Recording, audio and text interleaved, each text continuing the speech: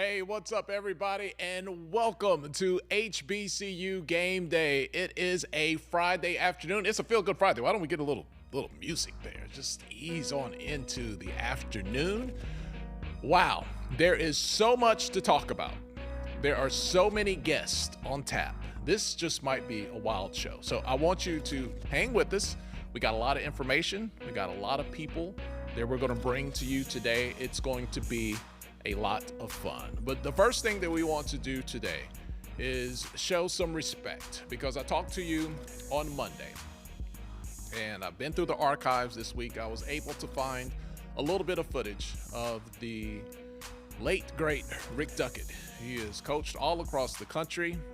He spent a very special time at Winston-Salem State University, winning championships there.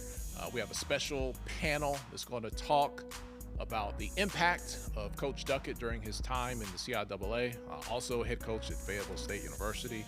And we're going to celebrate his life as he's going to be laid to rest this weekend after a fierce battle with cancer. We have news to get to.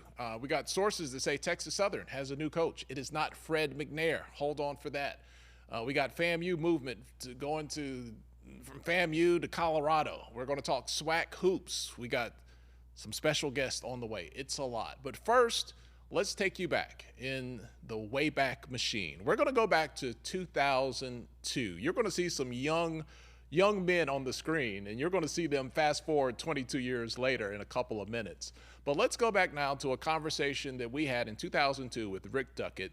He had just left Winston-Salem State the year prior. He had come back from the University of South Carolina to see his former players on senior night, and he was there to help sell his former assistant coach, Philip Stitt, to get the head coaching position at Winston-Salem State University. Let's go back now to that video.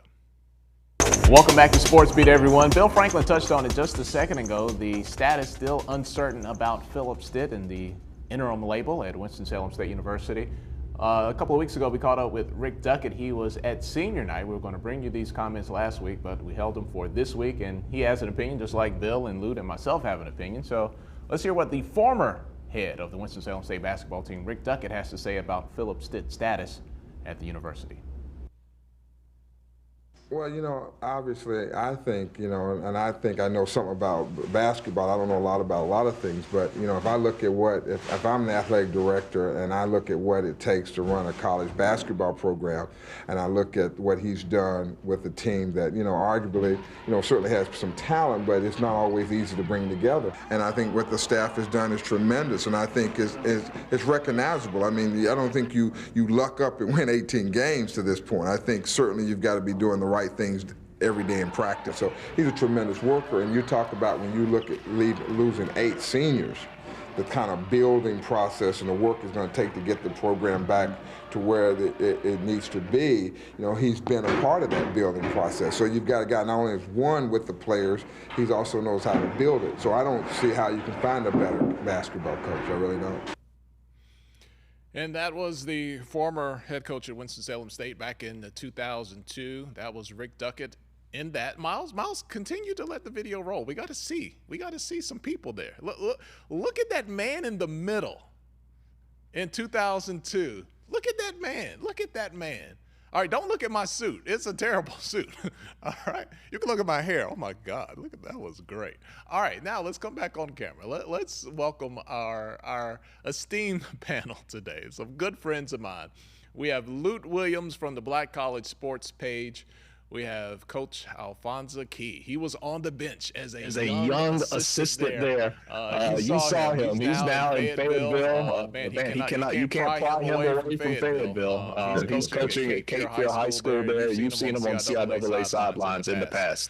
Guys, so much gratitude I want to extend to you guys for joining us here at HBCU Game to talk about Rick Duckett. And I'm not saying this. I'm not saying this because of his passing. And I'm not just saying it to be, because it's a nice thing to say in the moment. This is honestly, he was my favorite coach to cover and to watch, and just the way he led his team and the way those teams executed. It was a sight to behold. We'll start with Coach Alfonso Key, who played for Coach Duckett during his time at Fayetteville State. He was on the bench as a young assistant. A sad time for us, but also a time to show grace and gratitude and happiness for what Coach Duckett meant to many people. Coach Key, what did Coach Duckett mean to you? Well, that's a loaded question. You talked about, number one, he recruited me. I was a junior college Division I player out of Colorado. And on the visit, I was blown away about the man he was and what he represented. He talked about life 95% of the time, had his graduate degrees behind him. So I signed with Fayetteville State because of him being a role model. Outside of playing for him and all the lessons he's taught me intellectually and academically, and as far as your character, I started my coaching career. I was a GA for him. So after I finished my degree in sociology, wanted to pursue a life career in coaching, he got me started. And then was instrumental in my growth. 19 years coaching college basketball, 7 universities, Division I, II, and III. He had a place in each one of those moves. Then coming back as the head coach at Fayetteville State for 7 years, I think 2014 Coach of the Year. He was a big part of all those transitions. And by the time I became a head coach, I already had my program laid out because he, through myself, I lived it watching him. Luke, you and I were talking about covering this stuff 22 years ago. Here we are 22 years later, still talking about HBCU sports. Luke, the thing about Coach Duckett, when he came from Fayetteville State to Winston-Salem State, Winston-Salem State was still trying to find its footing and a consistent winner after the departure and retirement of Big House Gaines back in 1992. And he really was the guy that stepped in and finally made something happen, the third coach, following Thomas Snowden, following Sam Hanger, that got the Rams back on track. Yeah, absolutely. And he brought I guess you could say, kind of a revolutionary way that he dealt with things. Remember, he was a student of Dean Smith at Carolina. He was at Carolina with Phil Ford and Mitch Kupchak. These are guys he was in school with at Carolina. He watched Al Wood and James Worthy and Jimmy Black. He watched the systems that Dean Smith operated in. And Dean Smith was an innovator. He was a revolutionary in many ways, a teacher in many ways. And the story is that Dean Smith learned a lot of that from John McClendon. So in many ways, when you saw Rick Duckett coach, what he brought to Winston-Salem State, he brought a revolutionary style. He had no problem. If you were watching a Winston-Salem State game under Rick Duckett, the number of substitutions probably set the record. He would substitute 5 at a time, and before one guy would sit down, another guy would be coming up. And Al played for him, so he could probably tell me more about this philosophy. But it's like he used everyone on his bench. And I say it's revolutionary because with Big House Gaines, if 7 players on the team got in the game, it was a revelation. He would play 5 the whole game, 6 sometimes the whole game. But Duckett came in. Sometimes when you're in the shadow of a legend like a Big House Gaines, it's very difficult to find your footing. But I think Rick Duckett came in with a philosophy, again, having watched Dean Smith, watching how successful Dean Smith had been at Carolina.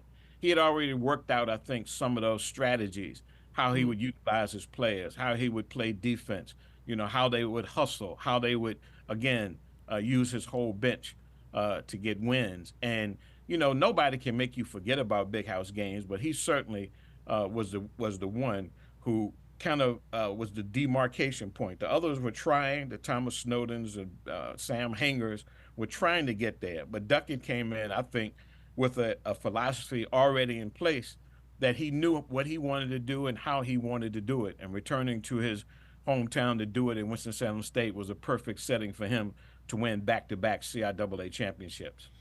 Coach Key, I would ask you this: what about the molding of men? We saw the output on the court. We saw the championships. We saw the full court defense that led the offense. We were all thrilled watching it. What was it like him developing men away from the court? Well, you talked about a dynamic duo. He was dominant in that run for the Rams, but he was that same person off the floor. I mean, he was consistent. You know, not many guys that are elite coaches and elite men. And you'll will have a homegoing ceremony on Sunday, but no, he was consistent. I even think he cared more about you as a person. In study hall, you know, now these schools have these all these positions in academic affairs. No, Coach Stitt was study hall. It was non-negotiable. I mean, it was 5 days a week and on Sunday. And when he said something, he did. A lot of men in young people's lives say one thing and do another, but he was consistent. Those academics were first, and not just to be eligible. He pushed you to thrive, to excel. The team I was on, the Fayetteville State, we had majority of guys, a large portion, 3 8s, 4 O's, dynamic men. So he was a guy, no matter what you did on the floor, your stats, your status, if you missed something academically, it was hell to pay.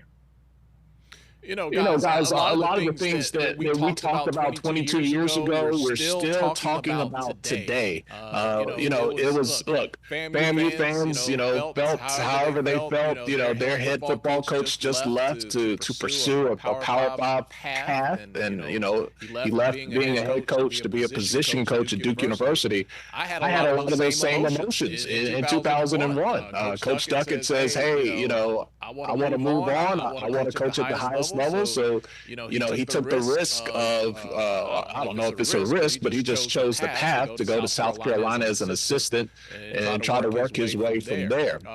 Luke, he was creating those conversations back then. We're still having those conversations today. It's funny, Luke, how much things change and how much they stay the same.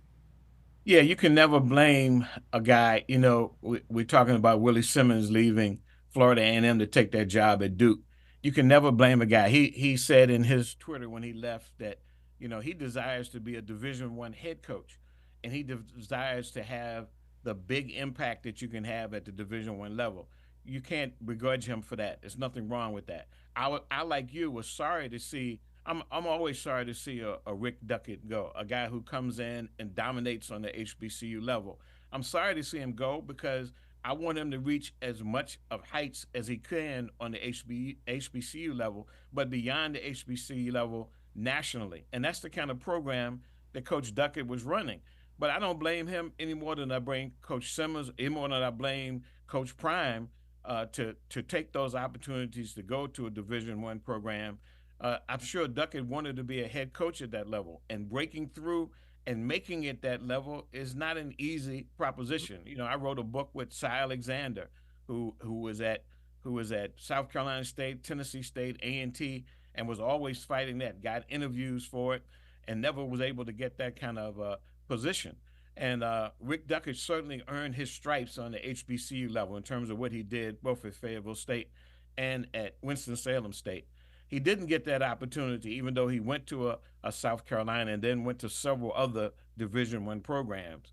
But you certainly can't begrudge him that. It was, and he certainly, based on what Al said and what we talked about before, he certainly had the bona fides, both as a coach and as a human being, a developer of young men, basketball players. He certainly should have been afforded that opportunity. And it's a struggle, like you said. We continue to strive today. You talk about your suit from 22 years ago. I was looking at that mustache, though, Tolly. That's what struck me. I was like, who is that guy with that mustache? That was really something 22 years ago.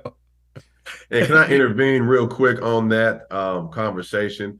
Quickly, I love the mustache being missed, but he's like a father to me, and not only did I play for him, I love him like a father. I was in the business for 19 years, and he was just good. It's not a matter of him trying to strive. he was elite. He sat on the benches with the Roy Williams and Dean Smith and the manager, GA.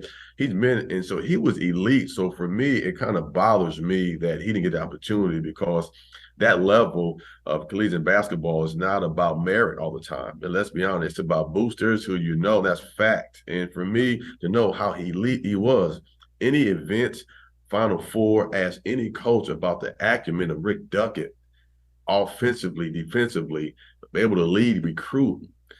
He should have been afforded. He was a Power 5 talent. And so for me, looking back like a son, kind of breaks my heart for him to be sitting in the rooms with the Larry Browns, the Roy Williams, and Eddie Foglers, and seeing guys that he was ahead of in that class get afforded these jobs in Division I. It had to be a competitive, but he was a man of character, man of calling. But for me, it breaks my heart, because I know he was one of the best at any level. And if he'd had an opportunity to have a resourceful job at the Power 5, you would know him like you know any other coach in America. And can I say this, Tyler, also, that the situation with Rick Duckett, he ended up coming back to the HBCU world, going to Grambling State, and was in the process of trying to change and turn around that program on the hardwood.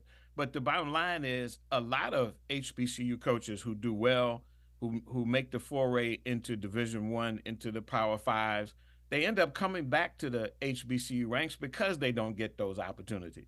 And we have football coaches, basketball coaches, that take assistant positions the way Willie Simmons is. The path to get from an assistant on a Division I level, whether it's football, basketball, or any other sport, to becoming a head coach is, like Al said, there's so much involved. In a lot of cases, it has politics, and of course, it involves money. And don't leave out the fact that it still includes 22 years later the color of your skin. No question. Even though we get plenty of opportunities, and plenty more opportunities than we may have had 22 and certainly 30 and 40 and 50 years ago. I'm probably showing my age from that standpoint. There are a lot of more opportunities today than there were. There are a lot of more black head coaches, even with HBCU history, that are afforded those opportunities. But it's not uncommon that when they go into that arena, if they don't get the opportunities, and sometimes they come back to the HBCU ranks just to show the degree to which they can run programs and be successful, still looking for another opportunity. So I certainly respect and understand what Al is saying, that he was elite, and I think he showed that in everything that he did. Well, I agree with you guys, and it seems like we are having maybe some technical issues with my mic, but I will try not to talk too much here, which might be a challenge for a little bit. But I felt the same way. I was so heartbroken that it never reached the potential that I thought that he had, because he was such an outstanding coach. Coach Key, we're going to let you get out of here, but I did want to leave you the final word on this subject, as we have a hotbed of other topics to talk about and get to. Coach Duckett will be laid to rest. There will be lots of people who will be speaking, and the great memories of him over the weekend. If any one thing, what would be your lasting memory of Coach Duckett? That's a complex question. One would be he was equally talented and concerned about you as a person. Character was a word that I not only heard daily, I saw daily.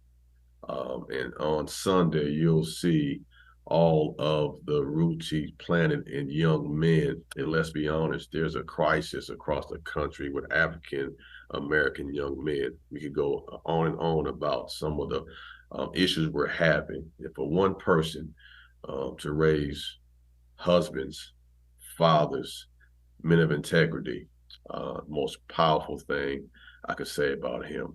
He lives through us in a positive way, and he'll be here for years to come. All right. That's Coach Alfonso Key. If you're in Fayetteville, want to see some good high school hoops, go check out his team at Cape Fear High School.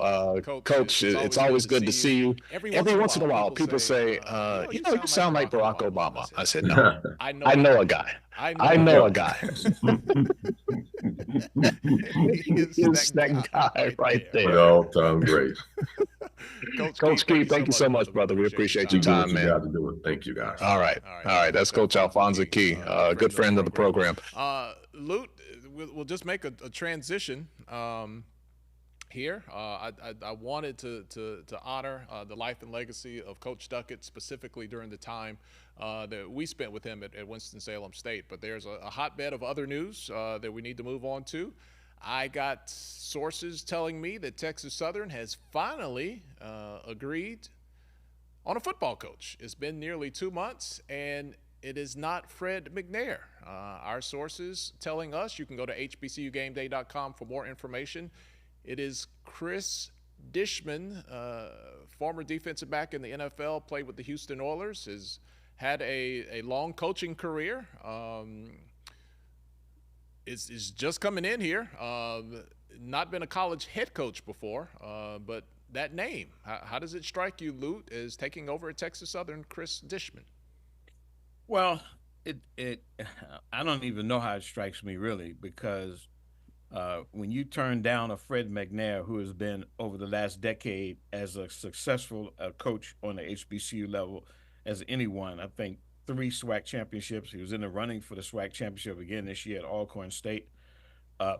He was and supposedly he resigned from Alcorn State to take the position at Texas Southern. And obviously, as you know, and as HBCU Game Day has reported, over the last 3 weeks, there have been a series of meetings by their board of regents rejecting and deciding that they wanted to consider others other than Fred McNair. My understanding was that athletics director Kevin Granger, former basketball player down at Texas Southern, that was his choice to choose Fred McNair. But there were others who had thrown some other names in the pot. In fact, the latest one I heard was Hines Ward, who had been a XFL coach in the area, that his name was also being mentioned. So I'm not sure. I didn't get a chance, and I really found out when I came on with you that Chris Dishman the head has been picked, or is said is to be picked as the head coach. Obviously, this is a guy. If you've been around the HBCU sports, if you've been around the NFL sports for the last 20 years, you know about Chris Dishman. He was an outstanding player. I don't know his history. I don't even know his history, Tyler, in terms of where he's coached and what kind of coaching he's done. But Texas Southern has been a program that has been searching for a consistent, not even just a winner, but somebody to even put them in contention annually. And that's not been the case for quite some time. Texas Southern has been suffering over the last decade or more. I think they did win a championship, and I think that championship ended up being taken from them in the SWAC. So obviously a surprise in a sense. That name had not come up, at least for anything that I had heard prior to now. And whether he can get them back on a good track, they're going to have to give him some time. That's one of the things they're going to have to do. They're going to have to give him some time.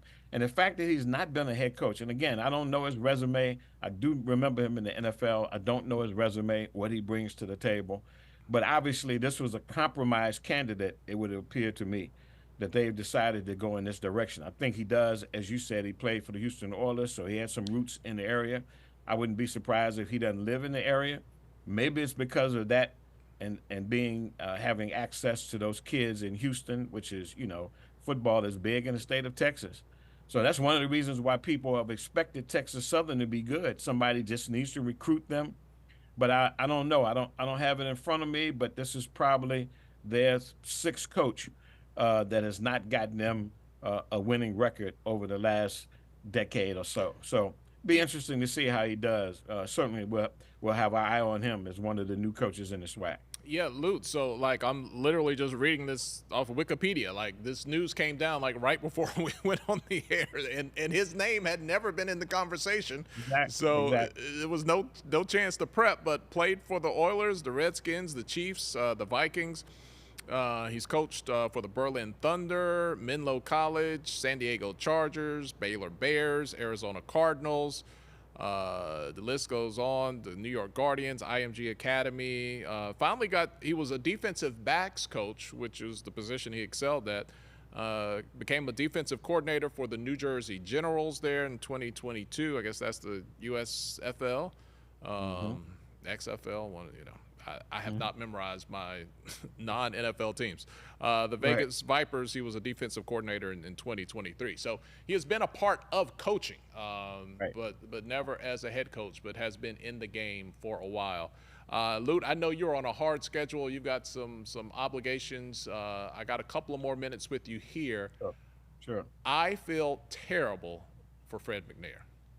I would have to think that he was told under some level of certainty that he was going to be the coach at Texas Southern.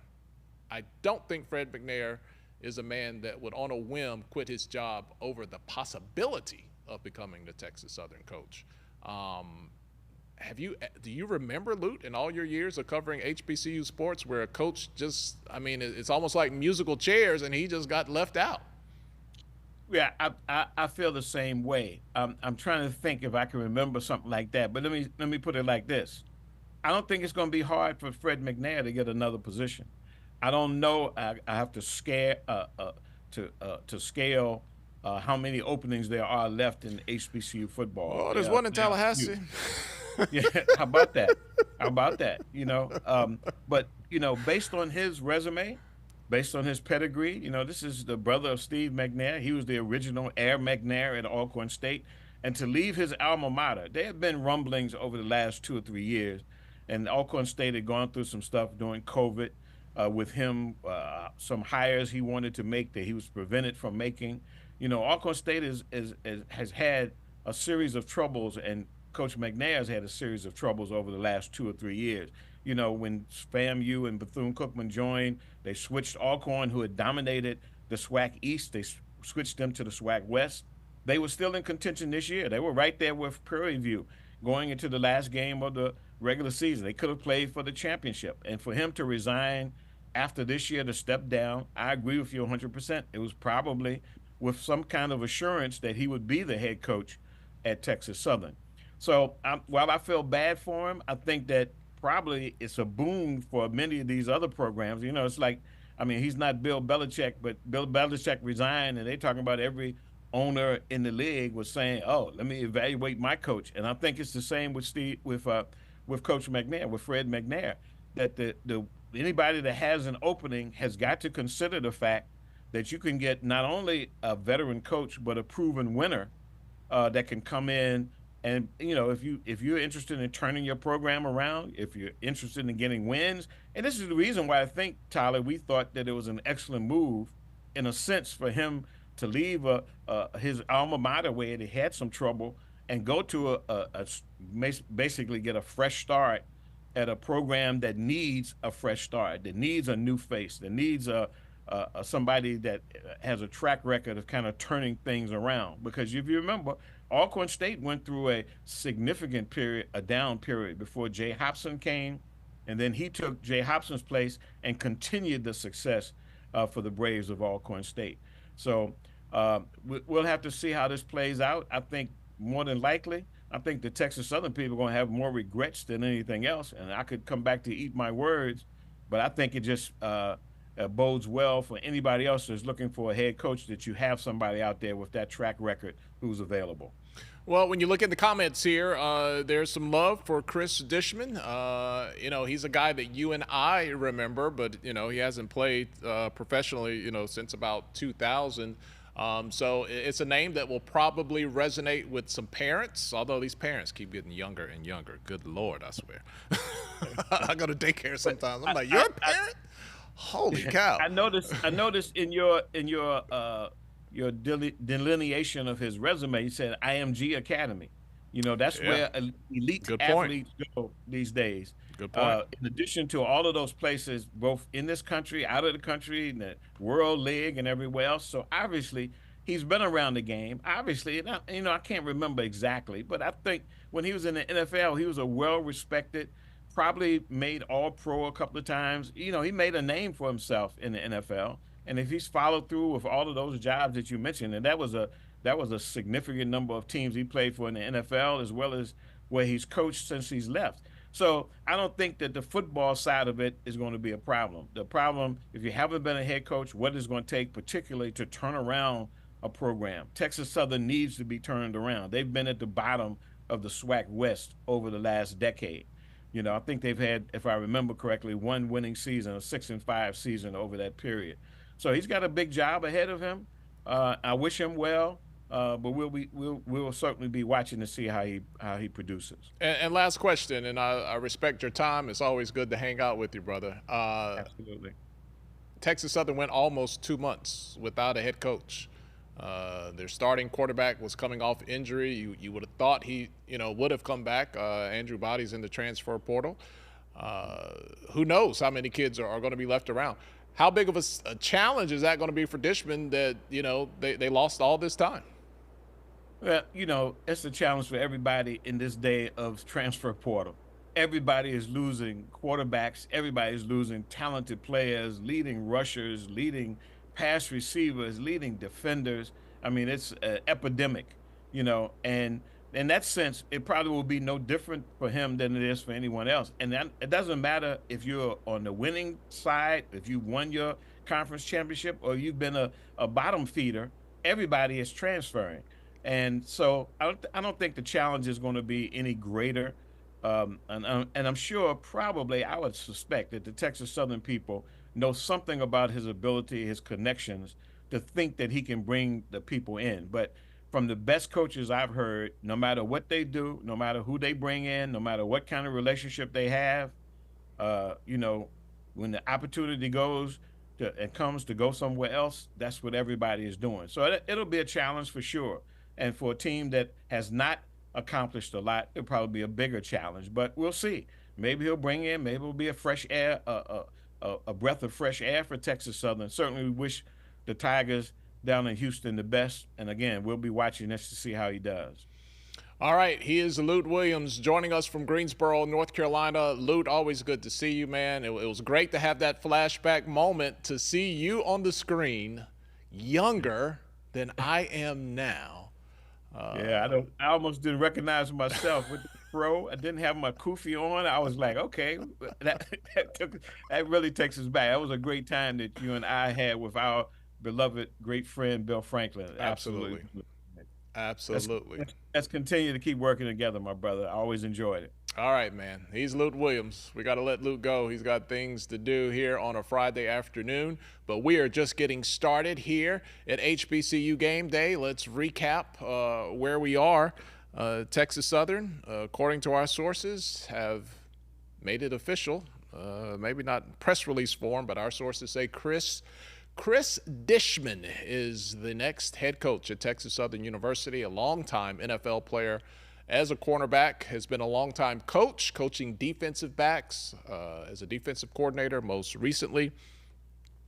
Just looking at his resume, he's also been a Bill Walsh NFL Diversity Coaching Fellowship, New Jersey Generals, Vegas Vipers since 2022 and 2023, respectively, a defensive coordinator there.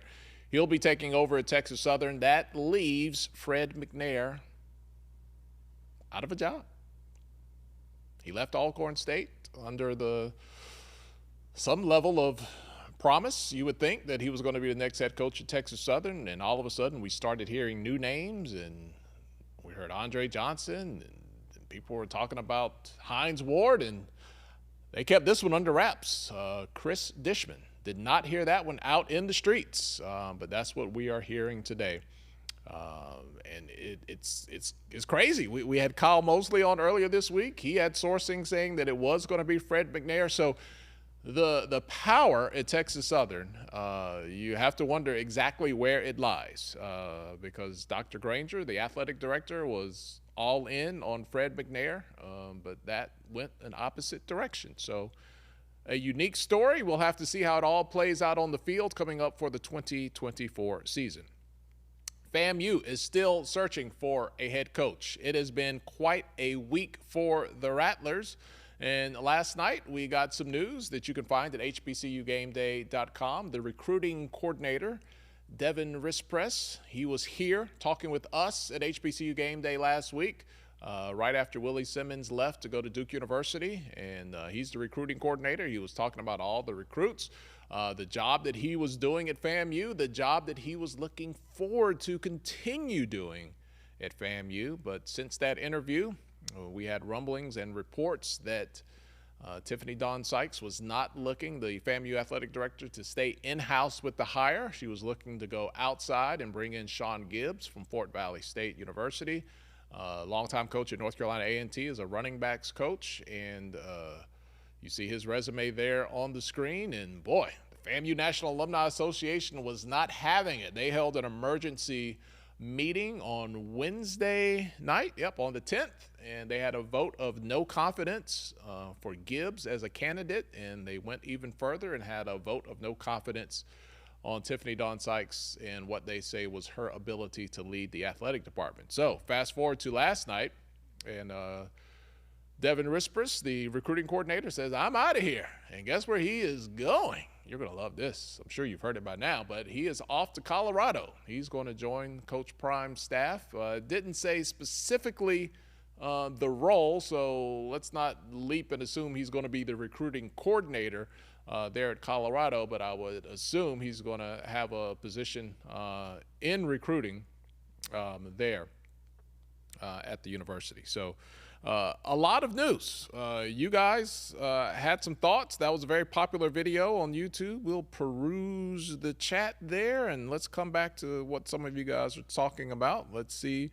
We're talking about now Coach Dishman at Texas Southern, highlighting that he has more coaching experience than Eddie Robinson did when he arrived at Alabama State. And Coach Robinson seems to have the Hornets going in the right direction, and things are working well there as they continue to build. Somebody had a funny comment in there. Stephen Campbell, shout out to you, man. You're always in the comments supporting with the conversation and some little jokey jokes as well. He wants to know where all those Texas Southern lawyers are. And that is a funny but yet serious question. Could there be? I don't know. Are there grounds? What level of promise did Fred McNair have, or does he just keep it moving? Coach McNair strikes me as a keep it moving type of guy, but, who knows? We'll see. It will be very interesting to hear from Coach McNair. We have not heard from him during this process. I would imagine it was a wise move to just lay low. Not that Coach McNair is a guy that's, out there on social media streets or anything like that. Obviously, an off season, him not being affiliated officially with any university, there's no media opportunities. Even if they were, he was not there to represent anyone. So that is a thing that we're going to have to watch. But Chris Dishman taking over at Texas Southern, our sources say the FAMU staff slowly eroding. The recruiting coordinator leaving last night to head over to Colorado. We got a special guest coming up. I think she'll be ready in a second or two, just getting her logged on. But Liv for Hoops. Have you guys checked out Liv on social media? She keeps up with SWAC women's basketball, and she does a great job. She is just branching out and kind of doing her own thing now on social media. Former player at FAMU, and man, if you want to keep a running journal of what's happening in real time with SWAC women's basketball, you have to follow Liv for Hoops. LIVFORHOOPS. Well, you knew how to spell hoops, but Liv, LIV. We're getting her connected in just a moment here, and she's going to join the show. Guys, I will say this. We did have some feedback, kind of some echo issues. I think one of our previous guests, me coming back through their speaker on a delay, was an issue. If we do have that issue again, just ride the Zoom mic on the audio board. When I'm talking, just bring it down. Then when I'm done talking, bring it back up if we have that issue again.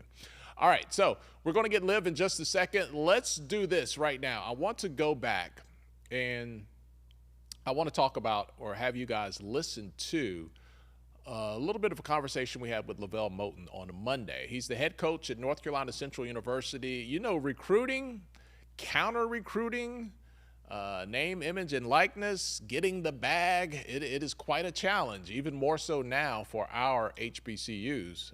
Coach Moten talks about that. He talks about the transfer portal and all the challenges that HBCU coaches are having in 2024 and beyond. Let's check that out. And on the other side, we're coming back with Liv for Hoops. NILs? Have NILs become a part of your atmosphere, or has that influenced you and decisions you have to make, or has that not touched your program yet? Yeah, it's touched our program, man, and I'm sure it's touched others, and we got to deal with it. It's the dangerous, well-known component of basketball that we can't ignore and we got to deal with. And that's just what it is, man. We lost our best player last year. And, schools out here offering our kids $75,000. So when your best player comes to you and he's offered $75,000, how do you convince him to stay? One thing I figured out in our younger days, right, of life is that you can't out-recruit money, right? When we were single in our lifetime, you could be talking to a girl that you liked all day, and you could write her all the poems you wanted to write her. But when that NBA dude looked at her in that club, right, it was over for you, right? It was just over. You can't out-recruit money. It's just what it is, man. So we got to figure out some kind of creative ways to, put some money in these kids' pocket, right? And I wish the NCAA would just say, listen, we're going to be responsible for giving all these kids a specific amount because they got it, right? But now it becomes the wild, wild west when every school is responsible for doing so. So, it's like legalized drug money or something right now. Like, because some schools been cheating all their life anyway. So now it's just legal for them to do so, right? And so I think it's unfair to us. And then what do Power 5 schools do? They just sit back and watch our roster and see who's having a good year and come recruit off our team. So it's turned everybody into lazy guys, right? Where they could just say, okay, what did he average? Okay, go get him from North Carolina's Tech or whatever it's going to be and give him $50,000 or $100,000, right? We felt that. We recruited a kid for 9 months, and then there was a school that came in 8 days and offered him $60,000, and he went there, right? And so it's like, go on out of building the relationships and all that. Like, these kids, to everybody in the comments, to kind of educate you and give you full transparency, these kids don't care anything about your coaching ability. They don't care anything about how many championships you won. They don't care anything about the history, the titles, or the legacy. All they care about is the money, right? And I had that conversation with some blue blood programs where, people used to go to North Carolina because Michael Jordan, James Worthy, the history. Man, them kids don't care about that no more. It's just about money. And, when you leave with money, it becomes a business, man. And so that's why you're seeing the NCAA transform right before your eyes. And again, I'm pro student athlete because I was a student athlete. I remember going to the CIAA. I was broke, and I saw number 15 jerseys from North Carolina Central around the venue, and people were selling them, and I couldn't get a dime from that, and I ain't have 2 nickels to rub together. So I'm always pro student athlete. I just think there's a proper way to do it without losing your integrity in the game. How does that make you feel, man? To have that level of investment, to do all the things that you need to do, and know that, look, I don't have the connection to that much money to pull out of my pocket to match all these offers that some of my top kids or recruits might be getting. Right, and it's tough, man. So you just gotta love them while they're here, and then it's honestly it's another system where the rich get richer and the poor get poor, right? And it seems like every rule that's generated by the NCAA is the rich get richer. And so everyone knows this is money. Yeah, you can look up the net worth of the NCAA and being as though they're a nonprofit or 501c3. Look at how much money they make. And then the contracts the TV contracts and revenue have went up 17%. Right. So there's a way to figure it out. Right. But they don't want to figure it out, and people don't want to figure it out. They just like, OK, we're not going to pay you. So you guys end up paying these kids. And now it's stripping them of everything. Right. Because, Tolly, what they don't talk about is, and they're also implementing this rule to say you can go anywhere and play right away. Right. And then you have all these casual basketball fans trying to chime in and get traction or bring attention to themselves by acting like they care about the kids. Well, if you care about the kids, you're telling the truth, because here's what's happening. Let's say a kid goes to North Carolina State for 2 years and he earns 50 hours, but now he get mad at Kevin Keats for whatever reason, and now he transfers to North Carolina Central. And we're different universities, so we're not going to accept every credit that they had. So now instead of 50 credits, he got 40. And so let's say he comes to us and he's able to play right away and he has a great academic year. Let's give him 30 hours. So now he got 70 hours. Let's say he gets mad at me and goes to UNC Greensboro and plays for Mike Jones and gets another 30 hours. Well, he's exhausted his eligibility and he only has 100 academic hours, right? And so now he's leaving college with no degree. So now what good is this kid? Now he goes back to his neighborhood and he's no better than the guy that dropped out of high school in the 10th grade, but now has his own plumbing business, right? And so these are the stories nobody ever tells because everybody's always focused on the 1 percentile in basketball. Well, everybody ain't gonna be LeBron James or KD or Kobe, right? Like you're not gonna be them. If so, God bless you, but I tend to focus on the 99%. And so when they're making these decisions, they kind of cater it to the 1% as opposed to the 99%, and it's the 99% that's suffering. All right, thank you guys. Got to make sure my mic's unmuted there. That was a conversation from Monday. Lavelle Moten, head coach, North Carolina Central University, talking about, man, how rough it is out there recruiting, keeping your players, re-recruiting, other schools wanting to come in and drop money on your players that you don't have, where high school players go. Because of the transfer portal, man, this is not your daddy's college basketball. It's not my college basketball. It is a new day. All right, we're going to talk women's hoops now. We talked about the MEAC on Monday. Let's talk some SWAC hoops now. Let's bring in Liv and Tilla. Let's give a big round of applause for Liv. Liv for hoops. Soak it in, Liv. Soak it in. There it is. Thank you so much for joining us here on HBCU Game Day. You know, one of the biggest things buzzing about women's basketball and in the SWAC has been your coverage this season. You have been on fire on Twitter. People are loving your commentary, all the information that you're keeping people up to date on. What has this year been like for you as you just kind of, take off and try to build your own platform online? Yeah, I mean, the teams make it so easy for me. The SWAC it's competitive, and this year it's even more competitive. We have such great players, great coaches, new incoming players, new coaches. It's been such a good season, even in the non-conference, especially the women's side was getting huge non-conference wins. And so I originally just wanted to do this because I am a graduate of Florida A&M, where I played basketball. And as we know, HBCU sports don't always get the light, the promotion, the recognition like they should. And so I was just sitting there like, man, I have the qualifications, and qualifications as in I've been there, I've done that. So anyone can talk about sports, but I've played at an HBCU at that level. I just wanted to use my platform to help these players and teams get recognition, and people have been liking it. They've been loving it, interacting.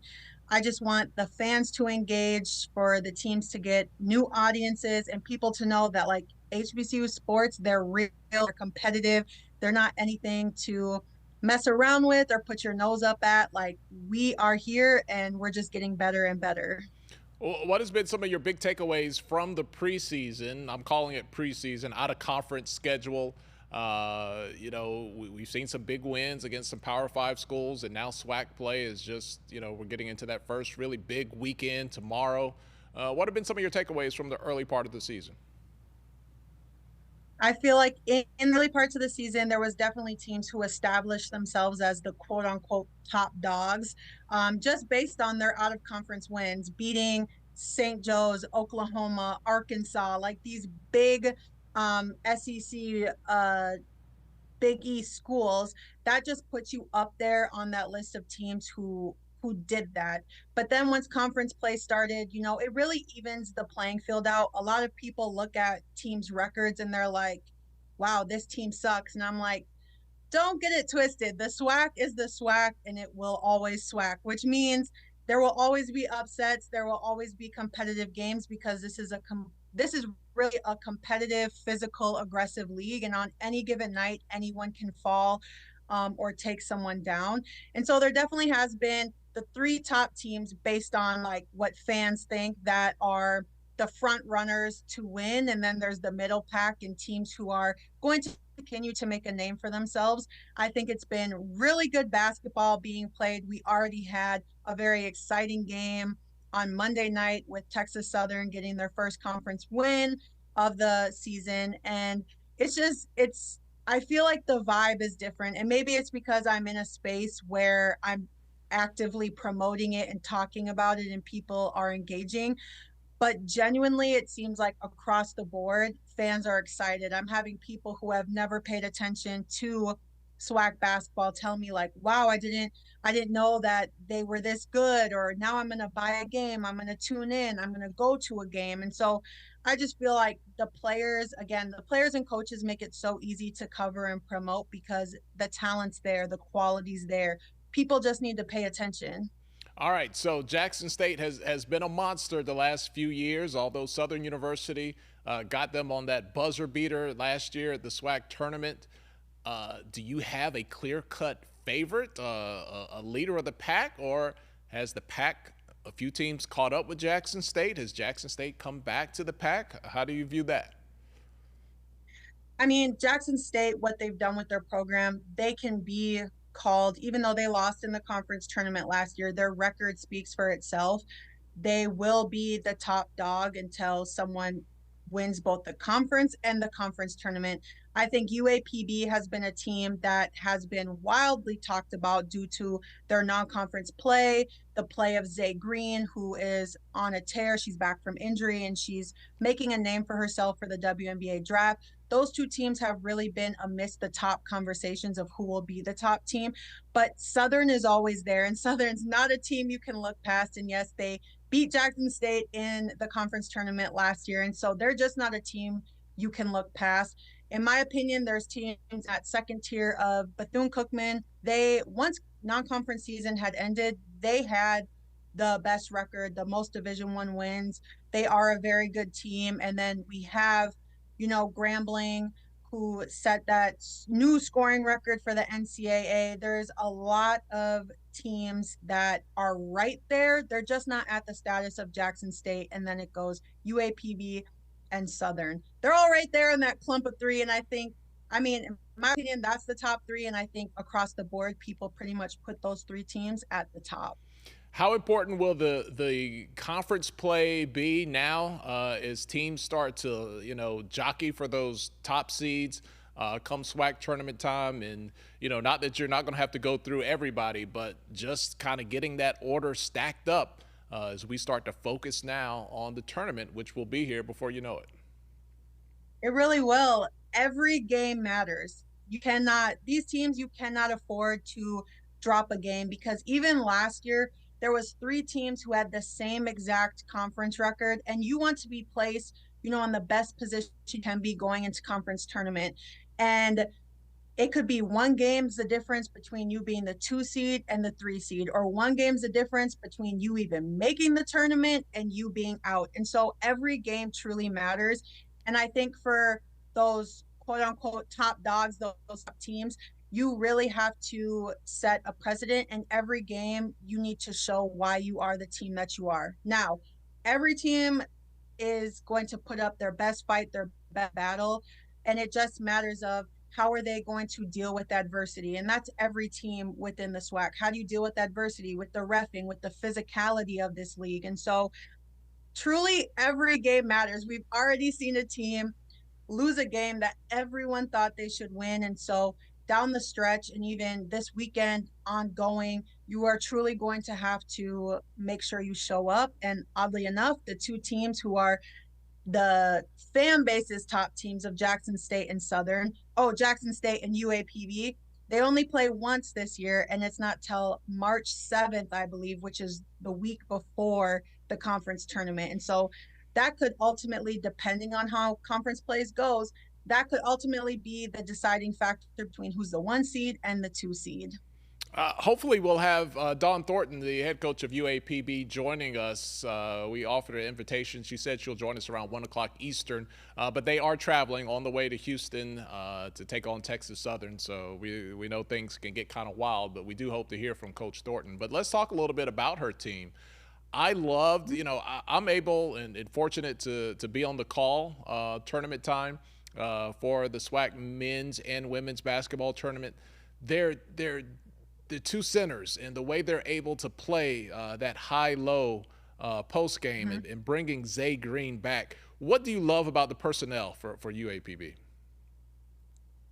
They truly have, and I've said this on my Twitter account, in my game day videos, they truly have such a diverse team. And when I say diverse, I mean they're athletic, they're physical. They're two post players in Pete and Davenport.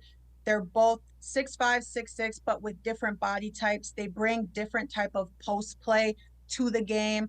They have Karaya Beck, who can shoot. They have Reese, who will give them a big offensive push, but she is so good on defense, and people aren't talking about her enough defensively. But they just have a team who you can tell while they're playing, they've bought into the system. They like playing together. And I think people don't pay attention to that enough when it comes to basketball. When teams enjoy playing with each other, they're out there having fun. They've bought into the culture and the system. That's why you see teams down the stretch be able to win games. They know each other's strengths. They know each other's weaknesses. That is all important. And on a nightly basis with UAPB, I see that happening. To me, they come off a team that is not selfish. That's why in their first conference game, they were led by Beck, followed by Reese and Green. Then the next game, they had Green and Pete. They really feed the hot hand and who's giving them the most offense, who has the mismatch. And that is just something that stands out about their team for me. They have a good culture. Coach Thornton has built just a great program, and they're going to continue to grow. And they all have the same mindset of, this is our end goal. How are we going to get there as a team? And when you watch them, you see that they play like that. And so I just think that this is a very special team, and I really wish continued success for them. And if you haven't watched them, you need to watch them, because they're just fun to watch. They have so much energy on the bench, on the floor. Like, they really just bring it every single night. All right. Well, they're telling me that we have Coach Dawn Thornton. She has joined us, the head coach of UAPB. Coach Thornton, let me look around. I see you there. Coach Thornton, thank you so much for joining us on the road. You're in Houston. You guys taking on Texas Southern this weekend. We appreciate your time, bro. Coach we Live for Hoops is on the call as well here at HBCU Game Day. She was just preaching the accolades and praises for UAPB. Coach, what do you make of your season so far as we start to get into the thick of conference play in the SWAC? You know, it's been a wonderful season for us this year. Our young ladies have really embraced a lot of challenges that we've had to experience. I wanted to have a very tough preseason schedule, and being able to have an opportunity to do that has put us in a situation where we can compete, I feel like, on a high level in conference. And so we're just excited. We've been embracing it. We've taken it one day at a time, remaining humble, and staying focused, and then understand that, you know, the goal is the goal, and we have to take care of business every single day. All right, Coach Thornton, thank you so much for joining us again.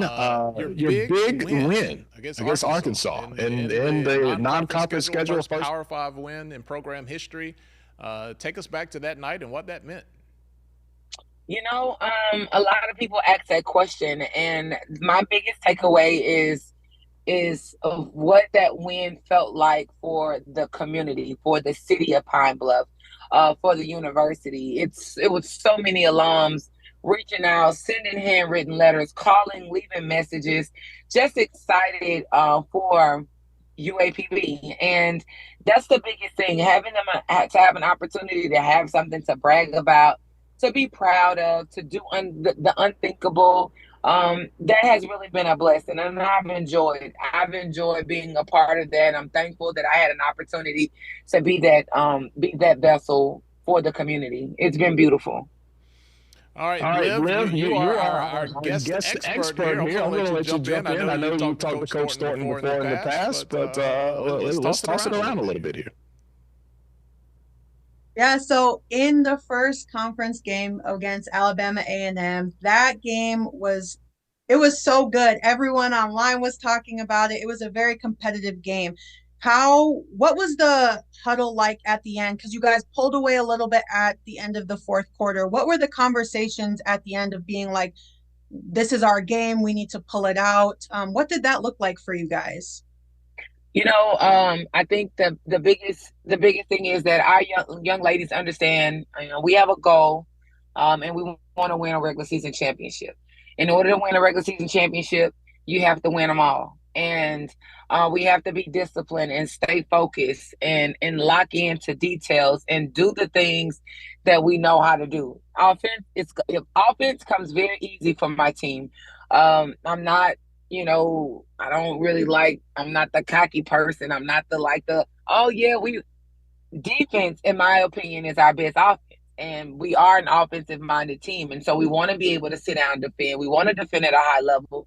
We want to be able to disrupt other teams from getting in the flow of doing the things that they want to do. So we want to force turnovers. And if we're not doing that, we don't put ourselves in a position to have a chance at winning a regular season. So, just kind of, we call timeouts to kind of get them refocused, have them at the end to talk about the things that we need to make sure that we're staying true to. And those are our principles and the foundation of what we do defensely.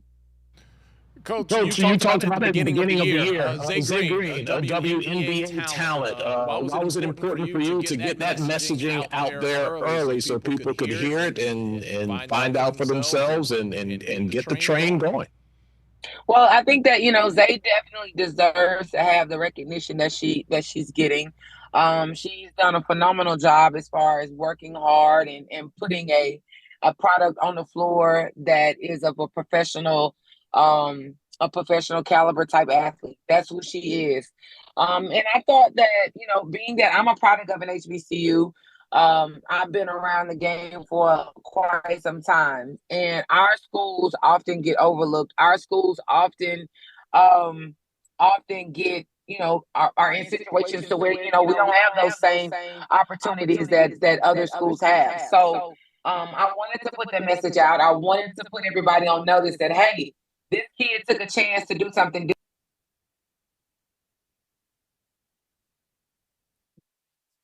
different. Might have lost Coach Thornton there. All right, sounds like we lost her. All right, let's do this. We'll see if we can get her back. But let's go to the SWAC schedule for this weekend, Miles. On one of our bullet points there, we'll work on getting Coach Thornton back. Look, it's the internet, folks. Anything can happen. Liv, we still have you, right? Correct? You're still locked in with us? Yes, I am. Okay, Coach. All right, we got Coach Thornton back. Coach, we got your schedule on the screen there up to this point. Man, what did you learn about your team? You start out the year Oregon State, Oregon. You got Tulsa in there, Mississippi State, Clemson, Arkansas State, SMU. You got some wins in there. That was not sisters of the poor in November and December. Well, I thought that we grew up a lot in November. We made a lot of mistakes that cost us games. I know Liv probably watched a lot of those games. A technical foul, allowing emotions to get the best of us. So we really had to learn how to be resilient on the road, how to have more grit when you're on the road, so you don't allow things to bother you or to dictate the outcome of the game. Now, one play doesn't cost you a game. However, one play could change the momentum of the game. And I felt like even the game versus Mississippi State, the overtime game versus Tulsa, and the Oregon State, it's like, we just made a few mental lapses, and I think it cost us. It could have gone the other way had we stayed locked in. But I think we talked about it. We grew from it. Our kids want to be successful. And we started off in December where we wanted to be and started getting back in the winning column.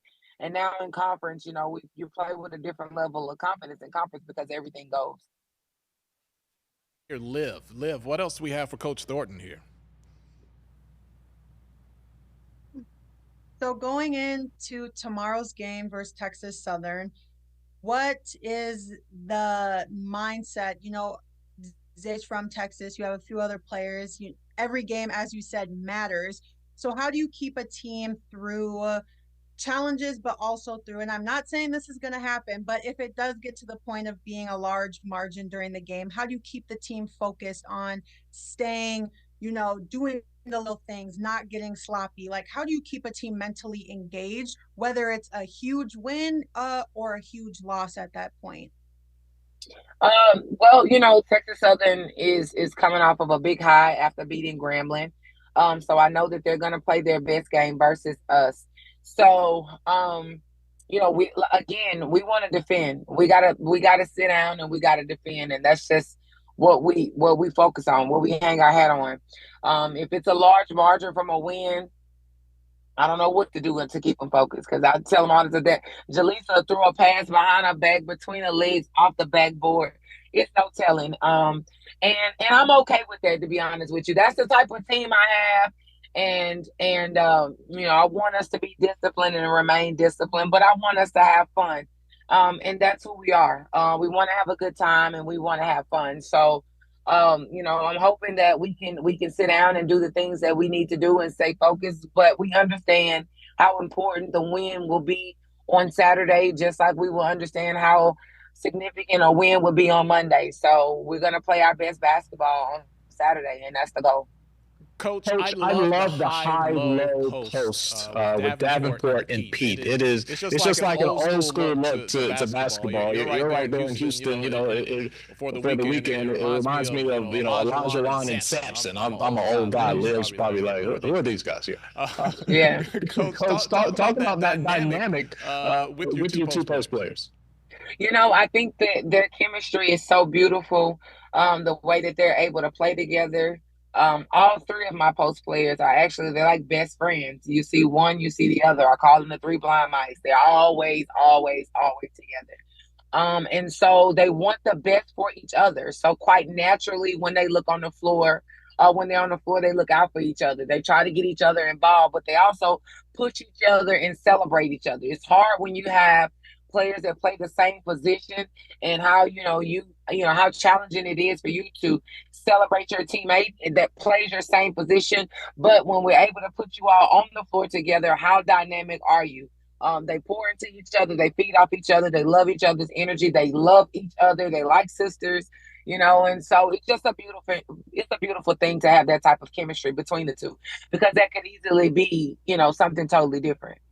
All right, Coach Dawn Thornton, head coach UAPB. They are rolling into conference play. Coach, we want to thank you for your time. Liv, I'm going to toss it up to you. I'm going to give you the last question with Coach Thornton.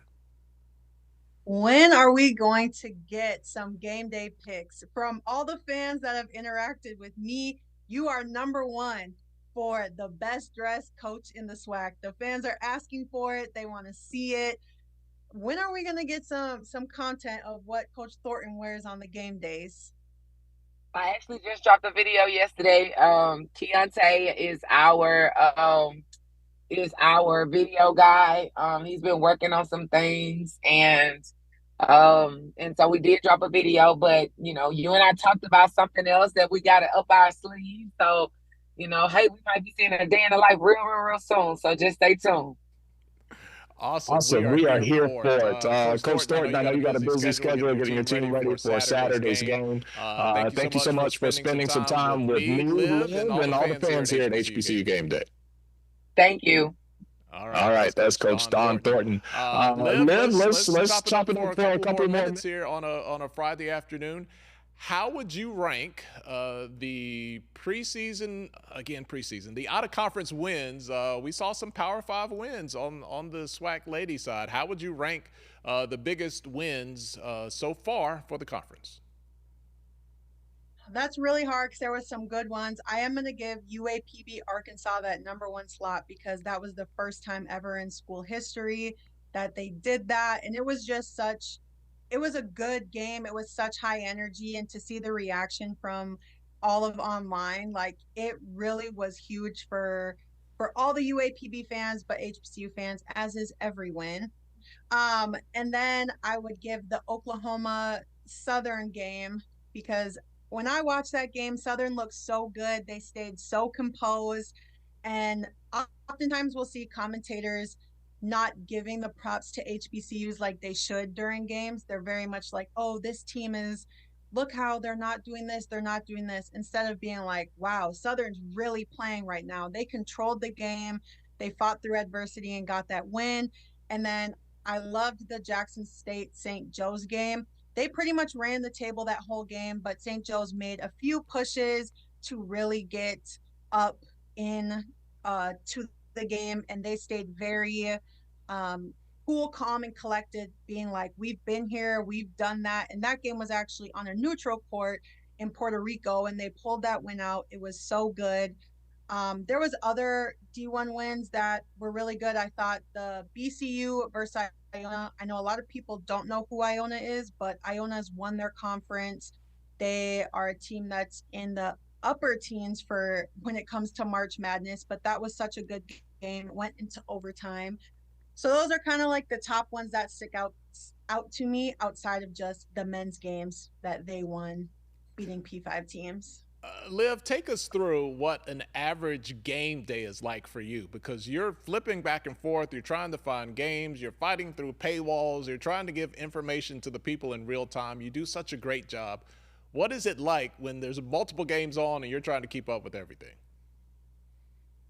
It's hectic. I want to give people all the information. So give my thoughts on the matchup, give them where you can watch now, if there's how much it's going to cost, the time, who I think will win. But when it comes to actually watching games, it's usually staggered at least 3 different times. I try and choose the best matchup, but I'll end up, having one on my TV, one on my computer, or one on my computer, one on my phone, and just trying to give as much attention as I can so I can give accurate analysis of every team. So sometimes it ends up I don't watch all the game of every single team, but I will watch portions or go back and look at the key plays. It can get very overwhelming, but I genuinely love watching basketball and talking about it, so it comes very easy. But I usually will pick, what's going to be the best matchup between these ones, or who do I think will be the most competitive, or have one up on the side, and then when that one's on a timeout, shooting back over. But just want to make sure I'm giving each team the opportunity to show me what they really have. So when I'm talking about them, I can give accurate analysis of the players, the teams, their systems. And so it's a house full of basketball, especially on Saturdays. You're so great at what you do. Where do you see yourself? Where do you want to take Liv for hoops? Right now, I'm so focused on just continuing what I'm doing. I love that that they appreciate what I'm doing, and they kind of go to me for this information. I just want people to recognize that HBCU hoops, that their quality, they're skilled. This is a great, especially the SWAC, but the MEAC as well.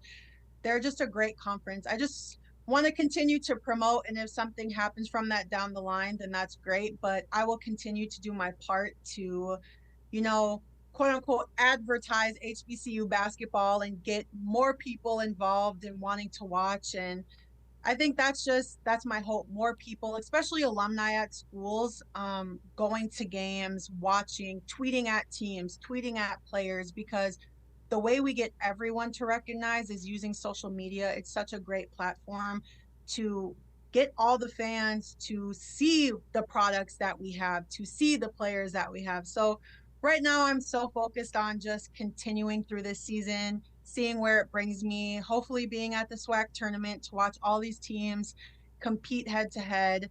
But I just want to keep on this motion train. So many people they're excited about SWAC basketball and SWAC women's basketball, and that's just what I love to see. All right, Miles, if you can, let's bring up the SWAC schedule, the SWAC Saturday. We have a slate of games. It is a full slate for Saturday, and let's go through and talk about those games.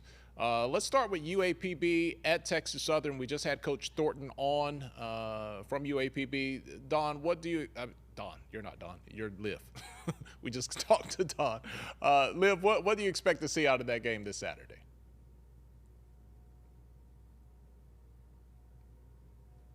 Again, as she said, Texas Southern is coming off a really great win against Grambling.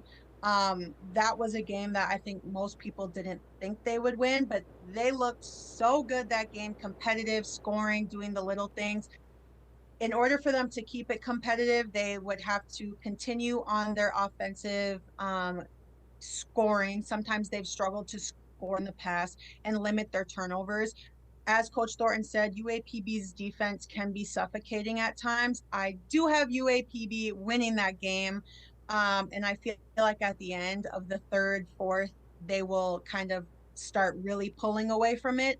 But due to Texas Southern coming off of that win, I feel like they will pull those emotions and the momentum off of that to come into this game strong and really try and make it as competitive as possible. All right, so my people are telling me I did not give them their graphic. I've made it, so let's just look at the schedule here. We got Grambling State. They're traveling to Bethune-Cookman. What do you anticipate out of that game? That might be one of the best matchups of the day. They are both teams that have really good guards, good posts, very physical. Grambling, I know everyone's going to be like, they just lost to Texas Southern, but they are a very physical team. They love to press, and that's why I think they're going to come out with even higher energy, aggressiveness. I do have Bethune winning that game, but I think it will be a very close, competitive game down the stretch. It will come down to who has the better ball control and the post play. Kayla Clark and Chanel McDonald of Bethune have been absolutely dominant throughout this entire season.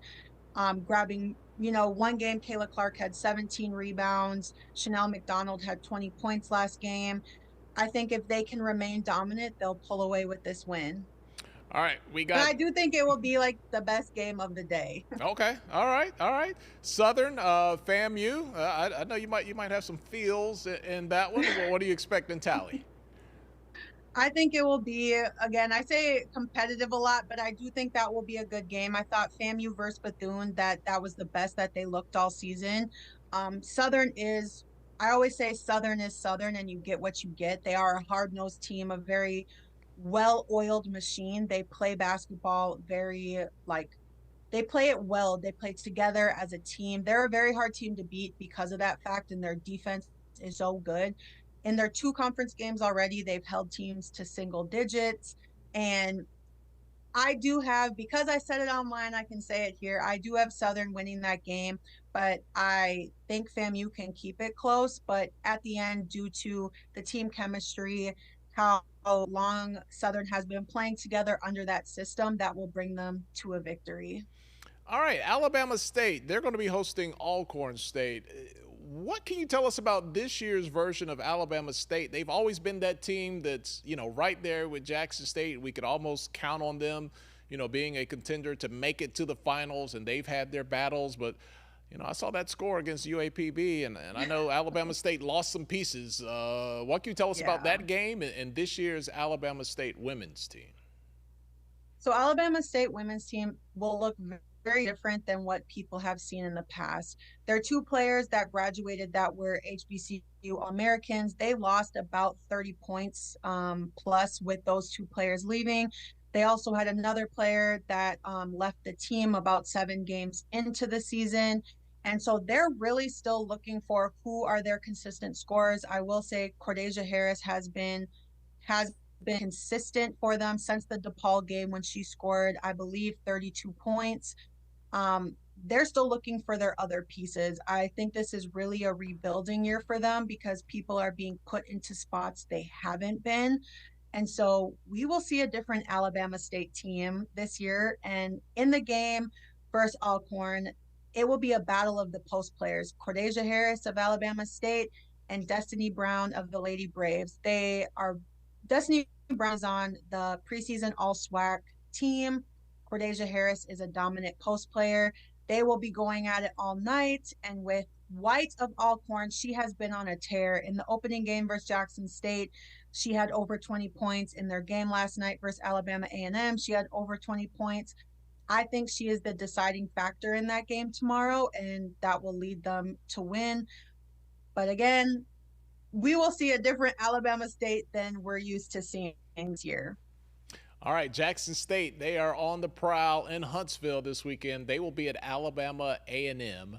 What do you expect out of the Tigers and the Lady Bulldogs? What type of fight do you think they can put up? I think Alabama A&M can put up a really good fight simply because of the fight they put up against UAPB. I use them as a team to compare to Jackson State because they are the two teams that have true 6'5", 6'6" post players. And in a game, I thought that Alabama A&M was undersized. They battled the entire game. They only lost that game by single digits, and they really showed that just because they were undersized didn't mean that they couldn't stick them. I do have Jackson State winning that game because Bowler has just been playing so well with Avent, the transfer, coming off the bench and bringing that shooting dynamic to their team. Which is a piece they were missing for consistency, and she brought that with the defense of Maya Crump and of course Angel Jackson. They are going to be very hard to beat for anyone. They are so well coached and they're built on championships. So I think if Alabama A&M can limit their turnovers, and they need to shoot efficiently this game, that they can keep it close. But I do have Jackson State winning that game and continuing on being undefeated in conference play. All right, Liv, we got Valley at Prairie View A&M. Come on, give us something for the Valley congregation. Let's believe in Valley. Listen, Valley has had me every single matchup of their conference so far. I've been like, is this the game they're going to get someone? Because they will not go like without a win in conference play this season. Coach Anderson has revamped the team. They have a brand new team besides one person, and Shadiman Midnight of Mississippi Valley is a player you need to remember. She is an offensive player, a defensive player. She brings the energy, and in their first two conference games, they really have had other players step up, and they look way different than last year in a positive way. I think tomorrow is the night that they win. I think Prairie View is a great team. I think they're still finding their team chemistry, their gel. They do have a lot of new people as well. But they're coming off 2 20-plus point losses, and which is really hard. Mississippi Valley is coming off of closer contests, and I think they're really building their momentum, and it's brewing. And I think tomorrow night Valley will get a win, and I want all of Mississippi Valley to go up and support because I feel it inside of me that it's going to happen tomorrow night. Valley on the road for the dub, says Liv for Hoops. Liv, one of the things that I love about women's basketball, and particularly SWAC women's basketball, because of my connection there, it's like old school basketball. You get to see these players come in as freshmen, and you get to see them for 3 and 4 years. You get to understand their game, understand their personality, get an emotional tie for whoever your favorite school or favorite player is. And there's just that level of consistency throughout the years. You don't really feel I really don't feel like that transfer portal is like really shaping the face of SWAC women's basketball. What do you think? I think that it's kind of turning into both. I do think we have a lot of younger players who come in and they stay, and that's all thanks to the relationship that coaches build, their team dynamics, how they're treated at the school. I will say a lot of the older players, we are seeing quite a few transfers come in. I don't know a lot of basketball players on the women's side that they're consistently leaving out. So we'll see the same teams, the same faces for 1, 2, 3 years. I think as the portal is becoming way more overflooded and players are wanting to come to HBCUs, I'm seeing a shift in that, especially in basketball, wanting to quote unquote go home, wanting to play for a school that reflects them. We will see more transfers, especially like the juniors, the graduate students, the seniors come into the conference. But we do have a lot of freshmen and sophomore who I see them really building their name and making their mark in this conference, and people that we will become huge fans of. A couple of years ago, we saw Misha Williams-Holiday from Jackson State get drafted in the WNBA, the Indiana Fever, if memory serves me correctly. She didn't make the final roster, but it was big news that she broke the streak of HBCU players getting drafted. Zay Green. Coach Thornton talked about her as being WNBA material from the beginning of the season. Do you see that as a possibility for Zay Green the way you see basketball? I definitely do. Zay is such a dynamic player. She can score, she can create, she can defend, but she also has that grit and that work ethic that follow behind. I think what social media is doing is giving us the opportunity to really promote our HBCU players, and I see her being one of those players that should be in the conversation to be on the draft board for WNBA. She's so dynamic that any team who got her, it would be a positive addition to their team. And so I know that they've already had a WNBA scout at one of their practices. And so word's out there, they're looking, they're watching, and I definitely see, just based on how hard she works, how hard her team and her coach promote her, and her play follows behind it. So I definitely see that is in line for her future. And once she gets that opportunity, I don't think she will take it for granted, and she'll work every day to make sure that, she's on that roster, she's on the team, and she definitely deserves it. If you've watched any of the interviews she's done about, her story, how hard she's worked to be here. And so from my basketball view, I definitely see that she would be a great addition for a lot of teams in the WNBA. All right, but here's the flip side of it. The WNBA is probably one of the hardest professional sports leagues to make it in, because there's not a lot of teams. There's a big pool of players who want to be in there. It is common to see players get drafted in the WNBA and not make the roster because of the, scarcity of spots. Tell the people, Liv, how tough is it to make a WNBA roster? It's very hard. And I think the way people talk about WNBA is it's just crazy to me. They don't understand how talented, how you really have to be that top-notch player and fit the system of the team in order to stay on a roster. Every year we're seeing players they're no longer with this team, or they're doing like the constant, a player on a 10-day contract here, a 10-day contract there. And so it's an extremely hard league to get into, but then also to keep your place. When you're talking about, if you're not an Asia Wilson, a Breanna Stewart, players like that. And so it is very hard, and it takes a lot of work to get there. And then once you're there, it takes even more. It's not out of the realm of possibility, but due to the low number of teams, the WNBA will be expanding, but due to the low number of teams and the roster spots, it is very hard and difficult to not only get drafted, but stay on a team. Liv, we've been on the air for a little while. I'm just going to throw you a curveball here because I'm looking in the chat what people are talking about. Did you see what Coach Tamika Reed from Jackson State posted on Twitter in the last hour? I have it here if you haven't caught it yourself. Did you catch that? I did catch it, and she was speaking facts on that entire post. Let me read for people who and I'm going to get your reaction. Here's what Coach Tamika Reed from Jackson State posted about an hour ago. She says, players come to the HBCU level and think our level is a joke. They think it's easy. No, all caps. You have to work here too, and the parents think they can disrespect us as coaches, but don't talk to the PWI or Power 5 coaches like that. No, capital N-O, you will respect us too. What do you think about that verse? I'm so glad that coaches and players are speaking out about the disrespect that HBCUs receive, especially when it comes to women's basketball. It's honestly astounding the amount of high school coaches, AAU coaches that you'll hear being like, oh no, my player's too good to go to an HBCU. And the funny part is their player would go there and probably wouldn't even play. It's just misinformation about what HBCUs are and how being a player who's played at an HBCU, it is one of the most physical and skilled leagues, divisions, whatever you want to call it, that there is.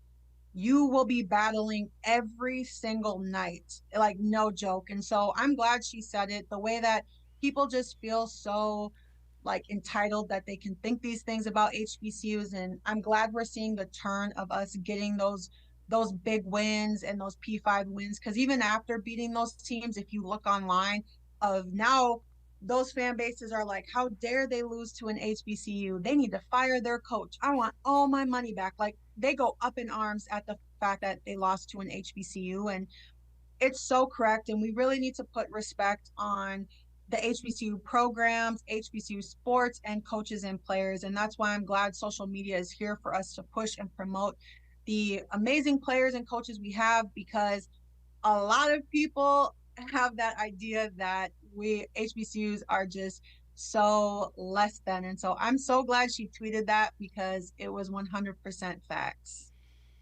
Oh, God. All right, Liv, I'll let you go on this. Thank you so much for your time today. We talk about this after the SWAC, the MEAC ends their regular seasons. It gets ready for tournament time. No matter how much we believe in our teams, no matter how much they kick butt throughout the year, there's that 16 seed. Look, we got some monsters in the SWAC this year. I know you don't talk a lot about the MEAC, but I know you've kept at least part of your eye on Norfolk State and what their women are doing. What would it take this year, do you think, and do you think this could be the year where, you know, the MEAC winner, the SWAC winner, doesn't automatically just roll into that 16 seed? I think I saw a post at the last ranking on predictions that Norfolk State could possibly be a 14 seed if they continue winning out their entire conference and winning the conference tournament. I think they're a team up there who could definitely do it, depending on who wins the SWAC, and that's what it is on, depending on who wins it, possibly could be a higher seed. I know the NCAA and even the NIT tournament are now huge on net ratings, and that's the NCAA tournament. That's what it always goes off of. And so those out of conference wins matter so much. And so I hope this year that we can see our HBCUs at a higher spot. I feel like if Norfolk makes it, we will see them at not a 16 seed, which is big, but I think the more competitive and more wins we get in the out of conference play, that we will see the change and the shift of HBCU starting to move up and not be that lowest of low seed. I know, that's right. Liv, we've been putting your social media handle on the screen throughout the interview, but let people know out there, what is the best way they can support you, get behind you, and enjoy your content throughout the season? For sure. Follow me on Twitter, X, whatever you want to call it, at Liv4Hoops. Or you can go subscribe to my YouTube. It's the same thing, Liv4Hoops. I'm always talking basketball, always trying to promote. So follow along with me on the journey of SWAC women's basketball. And I do occasionally talk MEAC and the D2 HBCU conferences, but follow me, especially on Twitter, because I'm super active on there. I would greatly appreciate it. And yeah, thank you guys so much for having me on. Oh, it was tons of fun. I'm going to hold you to it now. I look forward to seeing you at the SWAC women's basketball tournament and the men's tournament, because it's all there together. I'm there every year. I think your coverage on site at the SWAC basketball tournament would be outstanding. So we hope to see you down there. Thank you so much. All right, that's Liv4Hoops. Make sure you follow her on social media. She is killing the game. All right, it's about 1:35 Eastern time. Thank you guys so much for hanging out with us in the chat. You've been hanging out on this Friday afternoon. You could be doing anything else. You might be doing two things at once. You might be watching the stories and listening to us. All right, let me perk your ears up here. I'm going to talk real time with my production crew in the back. Can we show them that tweet? Because we have more breaking news here. On a Friday after. Oh, there it is. You see that guy? Who is that guy? All right, that's Alabama State. Who is that guy? Could that be Andrew Body? That is former Texas Southern quarterback Andrew Body, who is now on board with Eddie Robinson Jr. at Alabama State. He is SWAC, baby. If he ain't SWAC, who is SWAC? Andrew Body makes the jump from Texas Southern. Oh, man, we got a video. He just pulled up out of the rod. And there he is. So Alabama State has had a couple of, transfers from the quarterback position the last couple of years. Oh, they got one right there. Andrew Body left via the transfer portal. He's been in that portal for a couple of weeks. His mom has been teasing us on social media. We got the payoff today. Andrew Body is now at Texas Southern. I mean, left Texas Southern. He's now at Alabama State. Let me know in the chat. What do you guys think about that? Does that make Alabama State, a serious contender in the SWAC East. Let's talk about what's happening in the SWAC East now. We have no idea what's going to happen at FAMU. They have a lot of great players that they could potentially bring back, but we don't know because we don't know who the coach is going to be. We don't know how FAMU is going to feel about the coach. We don't know who's going to stay. There's a lot up in the air. With Jackson State getting back on top. Could it be Alabama State? Could Andrew Body be the difference? We saw what he did at Texas Southern. I mean, they were one fumble, one touchdown. That game 2 years ago at the end of the season against Alabama A&M, they could have changed a lot of things on the SWAC West side. It just fell apart. Andrew Body had some injuries. Did not play last season, but the last time we saw Andrew Body on the field, he was getting it done. A lot of high expectations coming there. So that is something that we are looking forward to as well. And Miles, they're still talking about an echo. I don't know. It's just me. I'm just here. I can't control. whatever the echo demon was today. If we have the Zoom still up on the audio board, you might want to slide that down. I don't know. Forgive me. I'll take it on my shoulders. All right, let's come back on cam here. That's Andrew Body. That's the breaking. He's going to Alabama State. All right, let's talk about what else has transpired today. It is so hard for me to say Chris for some reason. Chris Dishman. Former NFL player, former Houston Oiler, our sources say is now the new head coach at Texas Southern, where Andrew Body just left. Is not Fred McNair. The Board of Regents had a vote. We knew that was coming up today. Our sources telling us that it is Chris Dishman who is now taking over, which leaves Fred McNair off of the bingo board card, whatever. He's not there. They filled his position at Alcorn State as soon as he announced he was not, he was leaving that job. Everything pointed to Fred McNair going to Texas Southern. You have to believe that he was told, the job is yours. Well, then the Board of Regents said, hold on. Hold my Kool-Aid. And then they came up and they were voting on other people. And, man, Fred McNair lost on musical chairs. So Chris Dishman is now at Texas Southern, according to our sources, after the Board of Regents meeting today. Andrew Body leaves Texas Southern. He goes to Alabama State. What is next for FAMU? Who knows?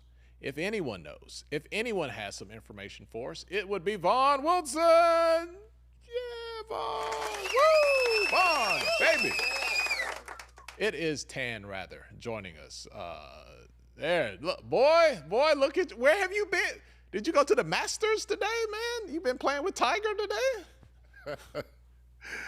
Yeah. No, I went to the celebration for the Rattler football team that was held on campus today. I was actually, amidst all of this, I was actually asked to host, and I did that, and so many players came up to me and said, thank you. We feel like you're a voice for us. And it was good to be out in Rattler Nation and to hear the comments to say we followed your commentary close and we understand you. But today it was about the players, and I didn't want anything to distract from that. So I did my best to, show support to my university and show my support to those players and be as classy as possible in the process of it, because at the end of the day, it is a university that must continue. And for all the elders I know from FAMU, it's always got to be held in the highest esteem.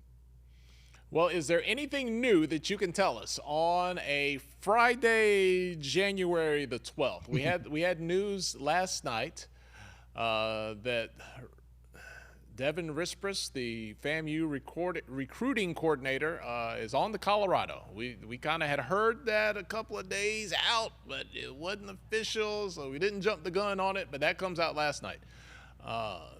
Any other movement there in Tallahassee today? No, the players have had meetings with the athletic director as well as the president. It's well documented that they were not very enthused about either of those meetings. They felt like their concerns were not being listened to. I just see this as a wholesale change that is being undertaken by the athletic department as well as the university, which is the university. It appears the university is guiding for the change, which none of us know the real answer. It's really difficult. I had a short conversation with Cozy, Coach Cozy, who is the interim, head coach, and sources are saying that he is definitely in the running for the head coach and probably is the preferred pick. I can say with confidence that people would be comfortable with Cozy there, and hopefully he can maintain the rest of the staff.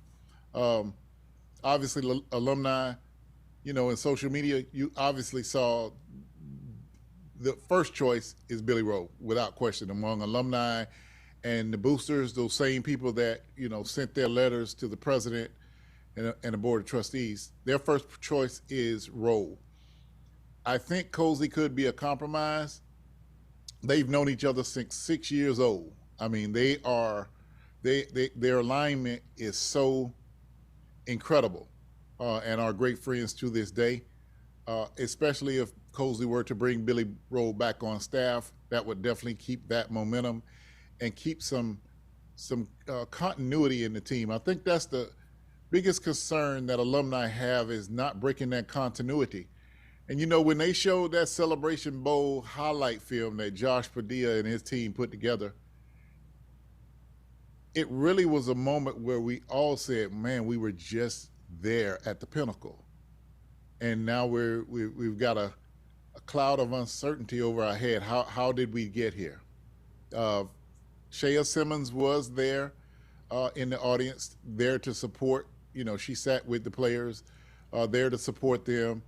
And the tone of the head coach, it's dragging on so much. It's a mental strain.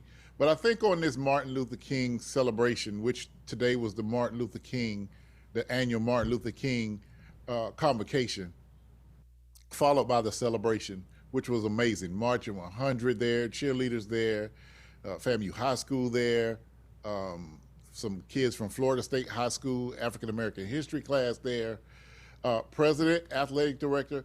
What I really enjoyed about today is it was really civil.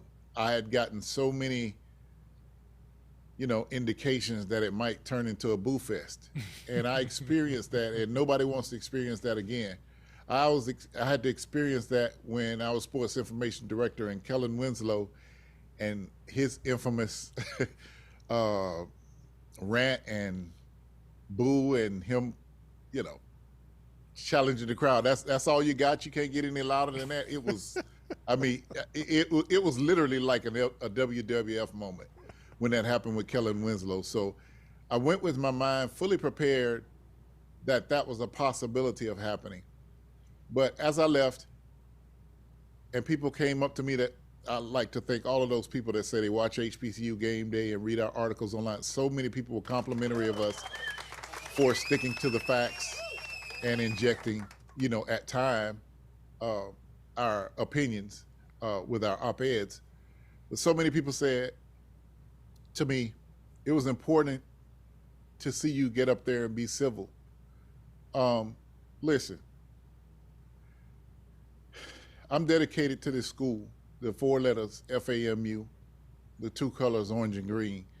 And sometimes when you get in a situation like that, you have to think outside of yourself, and you have to think of the legacy of that great university who's helped so many black kids achieve an education and make a life for themselves.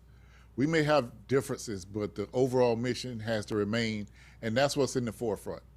That's not the time for me to get up there and express my opinion. I do that on HBCU Game Day on a daily basis, as of late. But at that time, I needed to be a vehicle of unity for the entire university. And I think that was my whole concept into hosting today. And that's what I did. It was a great celebration. I did not want to detract from those kids being celebrated for an amazing season they had. Well, Vaughn, it says a lot when you can depend on someone to just go out and do some good old-fashioned adulting. And that's what you did, man, and that's what we can always count on you for. All right, let me pick your brain a little bit here because people want to know. Devin Rispress was a big part as that FAMU recruiting coordinator. He's gone on to Colorado now. He's joining Coach Prime. What does that mean for FAMU? Does that affect the recruiting? What's next? Like, how do you fill those shoes? How quickly should those shoes be filled? Does it go to just another coach that's still hanging around there? Like how do you see what happens next there, from your opinion? When you're New England Patriots, how do you replace when Tom Brady leaves? That's the equivalent of it. He was the best in the business. If you walked in that field house, he was constantly on the phone, watching huddle films, contacting coaches. He loved his job. He loved it with a passion that you just could not replace. You could put another person in a position, but that passion, as well as the connections he had, and his ability to recruit parents. In a recruiting game, you talk to the athlete and you want the athlete, but the real trick is to recruit the parents and ensure the parents that if your child comes to Florida A&M University, that they will be taken care of. They'll be embraced. They'll have an opportunity to get their degree. If they apply themselves, they'll have the opportunity to play football and live out their dreams as a Division I college football player. And if they are good enough, then you can get to the next level from FAMU. That's the whole job of a recruiter. He was one of the best in the business. You saw 5 stars just stopping by, all the time. And, most likely, you and I both know, and everyone on, that 5 stars are not likely in many cases to come to a HBCU, save, Travis Hunter. That was a different set of circumstances. Yeah, that was a whole different set of circumstances. But what he was doing was planting a seed that if you go and you're not happy, we're here, and this is what our environment is like. I'll never forget 2018, I think it was, Kayvon Thibodeau. Mm-hmm. I remember that. Kayvon was in some polls had him rated the #1 player in that 2019 class. He's from California. He came to FAMU and then was supposed to go over and visit FSU as well. He came to FAMU and the recruiters scheduled it on a day where there was a FAMU pep rally. Kayvon was 2 hours late getting to Florida State because he absolutely could not leave that pep rally with all those beautiful women. It's not a 2-hour drive to Florida State. Florida State is 1/2 mile away from FAMU, and the stadiums are about 1.5 miles to only 2 miles, literally. They're only about 2 miles apart at the most. Kayvon was there, and his people was saying, "We got to get over Florida State." He said, "I'm not leaving right now," And so that's the kind of thing that if you are smart and you can plant a seed into a top caliber athlete, and you don't get them on the first round with today's revolving door, you may get that kid and say, "You know what? College A, Power 5 didn't work out for me, but I had a great time at FAMU. I would feel comfortable going back there."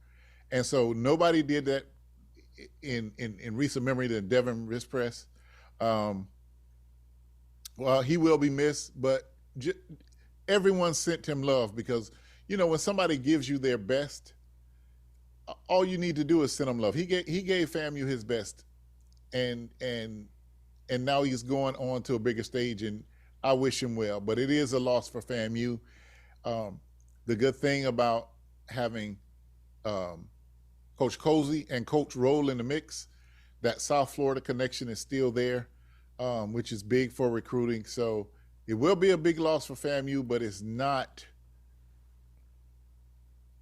where they can't overcome it, is the best. And prior to Coach Simmons leaving, I didn't get a sense from when I talked to him, and you tell me that he was looking to leave Coach Rispress. Like, he just got new information and made a new choice. He had been offered before. He had been offered to be lured away before. I just think with the uncertainty, and he has a family. His son is just the most amazing 5-year-old. They had him playing. He's 5 or 6, and they had him playing with 8 to 11-year-olds because he's that good of a little league player. He's fast. So you just see him as a family man, and he's got to think about what's the best opportunity I can make for my son and for my family. So while we hate to see him go, everyone wishes him well. Well, let me ask you this. How many HBCU coaches do we need to get on the Colorado staff before they'll let us cheer for him, Vaughn? My question was, how many more people Deion gonna hire? That was my question. I need to look at their coaches page in about a week and see how many pages we have to scroll to get the whole coaching staff in there. But no, I'm happy for them. I think they're gonna reload, and I think they'll be better this year. And I mean, they can say what they want to. I'm tuned in to Colorado. It was a big part of HBCU football and culture, and it was a change. It was a breath of fresh air when HBCU football absolutely needed it. All of us, every school benefited from Deion Sanders being at Jackson State, no question about it. Also, it's just amazing before I got on, I saw Liv. Liv was playing here at FAMU when I was sports information director. So when I was traveling with the women's basketball team, we had some long trips together, and I'm so proud of her. She's just amazing at what she does, and I was just so happy to see Liv on there. Hey, don't think you're going to get up here and talk about SWAC women's basketball and you're going to outdo Liv. So I'm like, let's just bring her on. Like, we're not going to compete against her. Let's just bring her on. She was always like a coach on the floor, so I'm not surprised the way she analyzes. That's exactly how she was as a player, very analytical. She was the leading scorer when she was at FAMU. She led the team to a big win over. It was at the University of Miami Christmas tournament, and she led the team to a big win over like UNC Charlotte or something like that. I can't remember exactly, but she doesn't only know how to analyze it. She used to have a J from 3 that was good. And I'm sure it still is. She definitely has a coach's mind. Vaughn, we said we were going to go for 2 hours today. We got about another 5 to go. Let's run through some headlines. It's just been a breaking news kind of morning. Let's go to the most recent news. Andrew Body has made it official. He's been in the portal for a while. The former Texas Southern quarterback, now at Alabama State. Does that make Alabama State more of a serious contender for you in the East, adding Andrew Body to that quarterback room? Absolutely. Boy, when I say the East is going to be beast this year, you got Raymond Woody down there loading up. You got Andrew Body at Bama State with Coach Robinson. I see Coach T.C. Taylor bringing in some top talent at Jackson State. We don't know where FAMU's going to be. We don't know where it's going to land there. But I guarantee you, the SWAC West has a new coach at Texas Southern, but all eyes are going to be on that SWAC East this year. I can tell you that's going to be the division to watch this year. All right, you talked about Texas Southern. Our sources tell us that the Board of Regents have gone with Chris Dishman as the new head coach there at Texas Southern. You're old school like me. You remember him as a player for the Oilers, the Redskins. He played from the late 80s all the way up until 2000. He's had a pretty long coaching career as a defensive backs coach, as a defensive coordinator. He was there at IMG Academy, coaching there as well. Your thoughts on a surprise name? I don't know if you had heard that one, Vaughn, but Chris Dishman, I had not heard that one. He popping up at the last minute as the Texas Southern coach. That was like a what's behind door number 3 pick. We had no idea. It was just like, we're gonna pick door number 3. To us, that's how it feels. For some reason, he was a comfortable pick for that board of trustees. Like I said, it still has me wondering what really happened with Fred McNair. We're talking about a coach. We're not talking about a fledgling coach. We're talking about a champion coach, a great SWAC coach. And here we are with him in limbo. It's unfathomable at this time for Fred McNair to be in this position, even if you look at through the end of the season. So Texas Southern has their man. We know how this college game works. Athletic directors don't get to go unilaterally pick a coach. Then it has to go through the university's administration and then finally that board.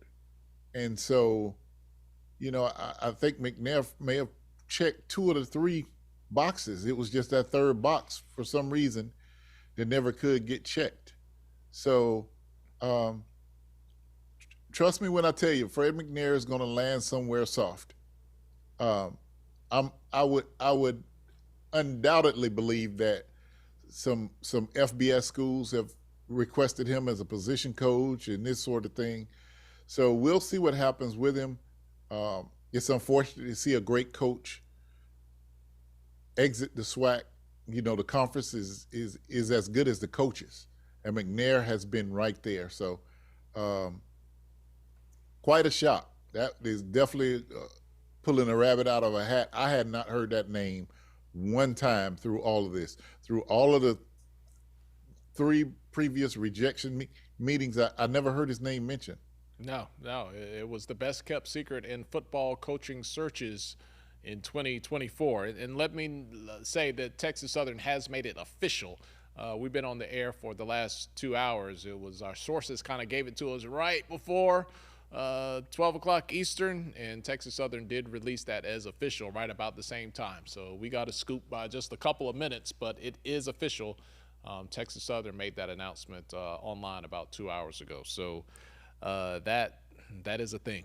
Vaughn, last couple of minutes here. Let me ask you this. The FAMU National Alumni Association held an emergency meeting on Wednesday, and they held 2 votes of no confidence. One vote, the first vote of no confidence, was for having Sean Gibbs as being a candidate for the head coaching position, and the second vote of no confidence goes against Tiffany Dawn Sykes and her ability to lead the athletics department, which is what, you know, kind of the vote and the verbiage was there. What do those votes mean in concrete? Are they just symbolic? Can they result in any sort of tangible action, or is it just the power that the Alumni Association had to let their voice be heard? Well, I really want to concentrate on the first vote against Gibbs. Let me just say this publicly.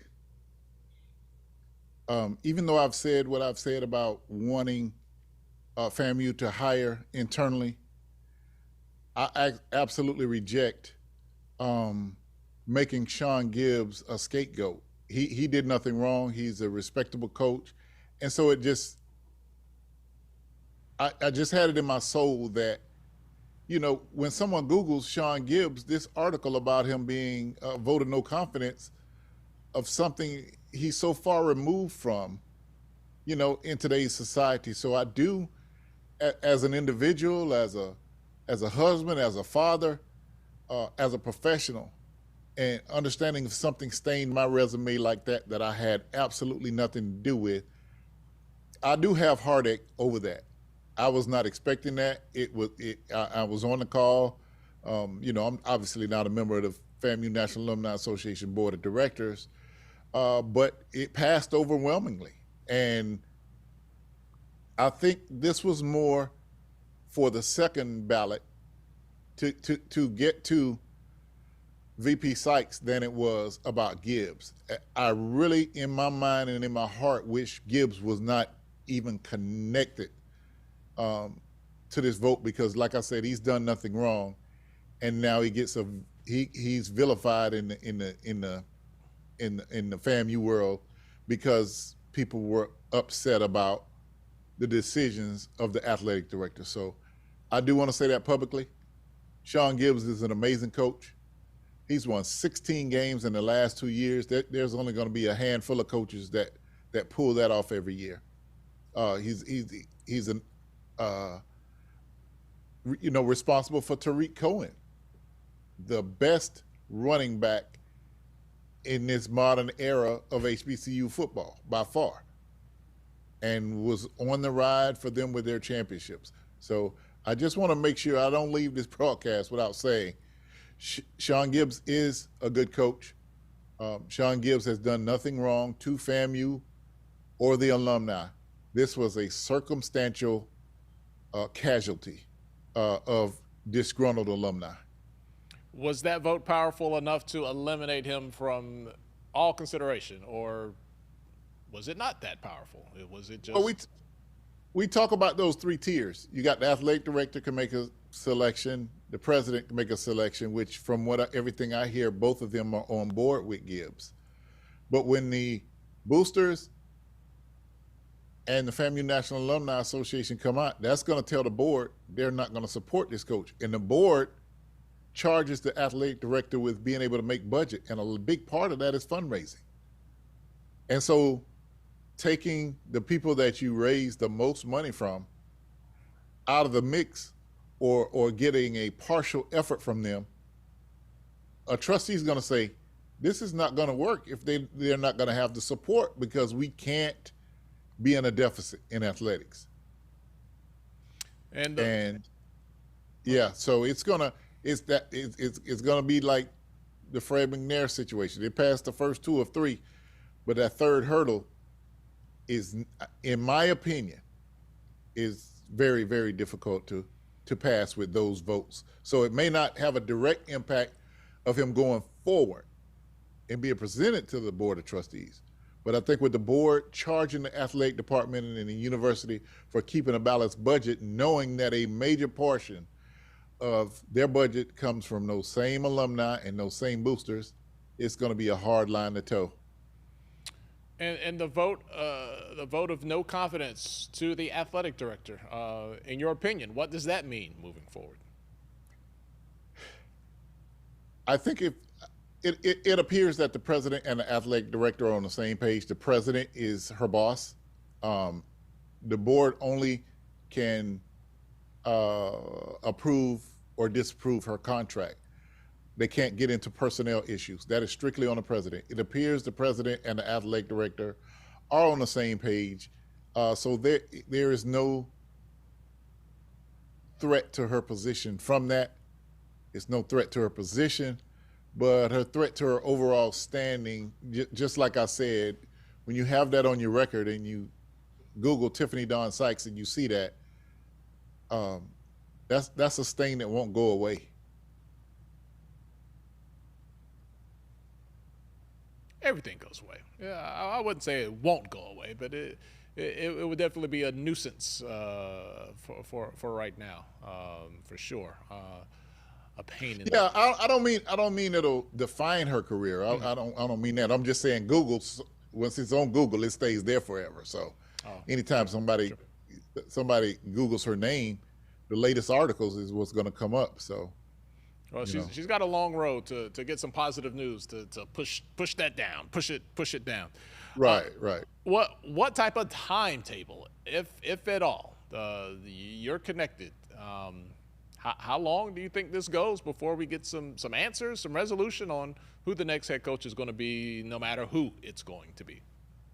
That's everyone's frustration. I haven't heard anything. Texas Southern put the bar up there at about 55, 56 days. If they take 55, 56 days, there'll be no vote of confidence on the president, athletic director, and everybody up at the university if it takes that long.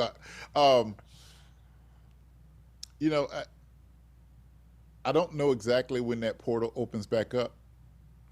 Last night FAMU lost the commit from Oklahoma, the receiver. I think he was either 4 or 5 star receiver that was coming from Oklahoma, and he opened his recruiting back up. The portal is closed, so they can't go right now. But I guarantee you got a lot of these kids sitting there waiting for it to open so they can hit send. They probably filled out all the information and hit send. I would say it's technically closed, but it's always open. You know what I mean? Like, right. Well, for the ones like the kid from Oklahoma who never came here, and the tight end from Clemson who never came here, they just committed verbally.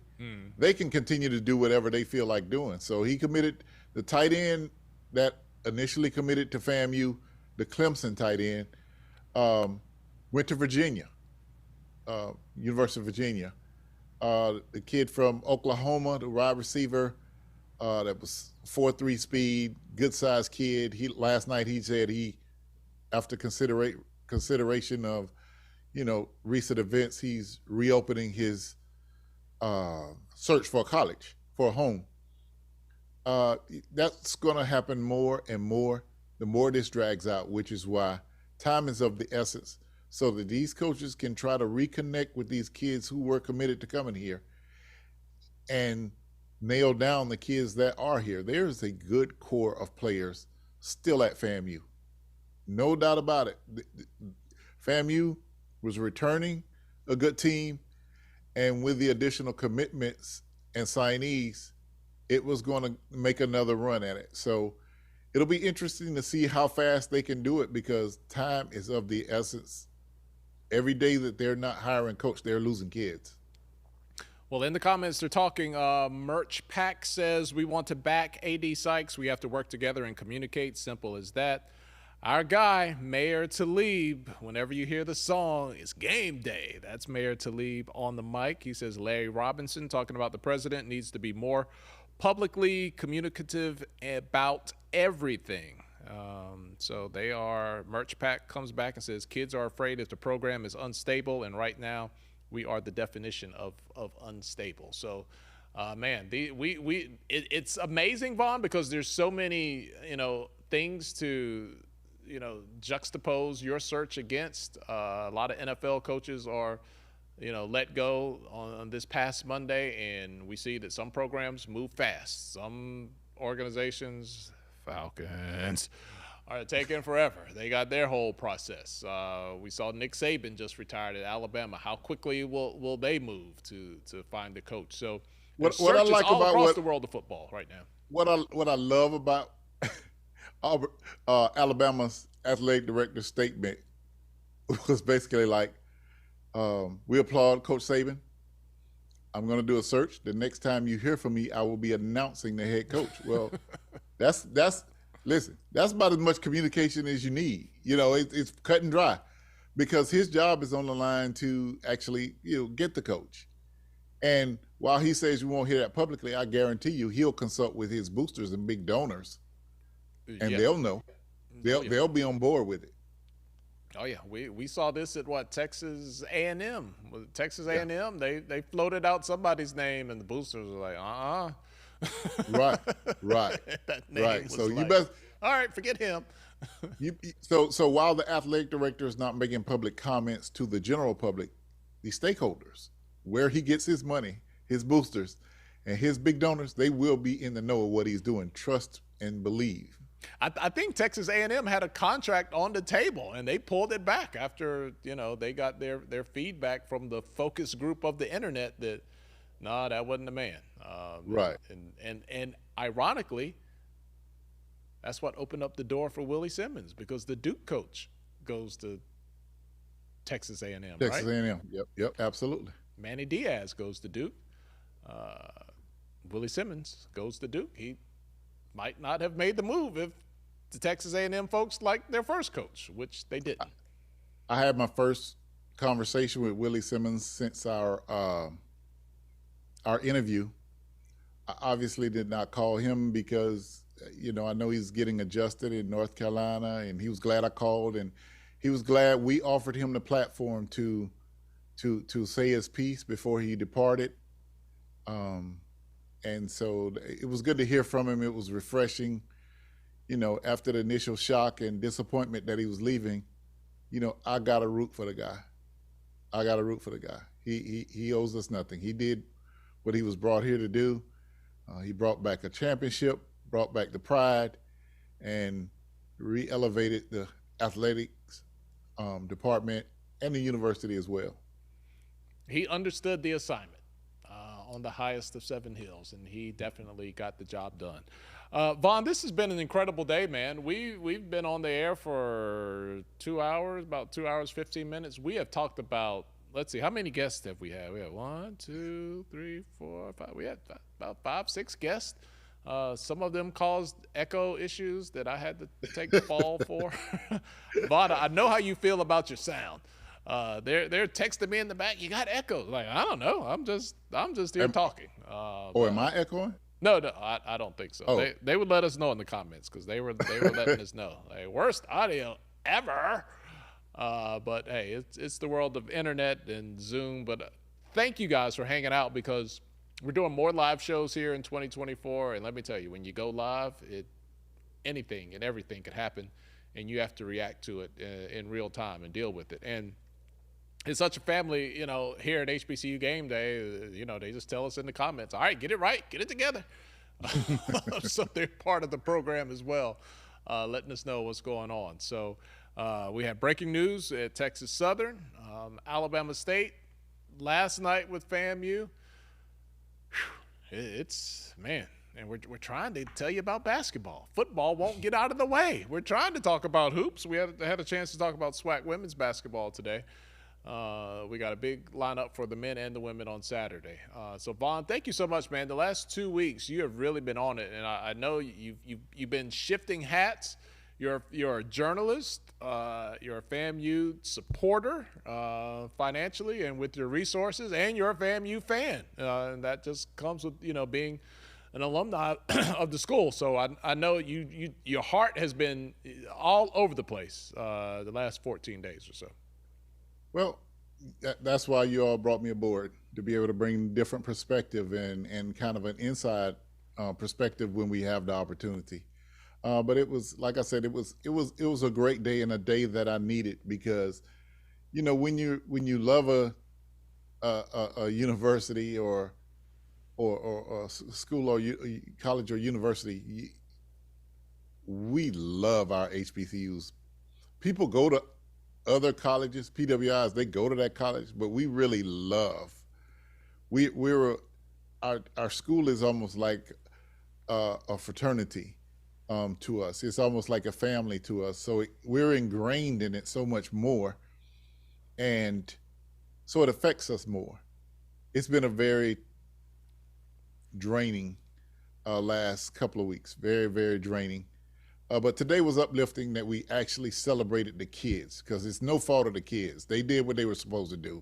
So it was good to put all the adult bickering aside and celebrate the guys who actually went out there and played for 13 games this year and only lost one by 14 points. To an FBS program at that. To an FBS program that won a bowl game. That had a winning season and won a bowl game. That team, they just found a way to win this year. All right. So, look, we might have more breaking news throughout the weekend. So make sure that you stay locked in with HBCUGameDay.com. Stay with us on social media. HBCU Game Day is our social media handle across all the different platforms. Stephen Campbell, I see you. Stephen's trying to make fun of us, Vaughn. He says, Tolly's still out here selling those belts. You better believe I am, Stephen. Listen, somebody asked me about a belt at the thing. I was like, I don't carry them with me. They're on the online store. Somebody asked me for a belt at the celebration. So they are a hot item. And let me preface next week.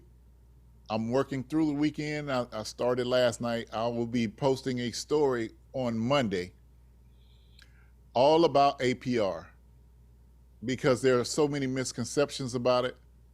But so I'm gonna try.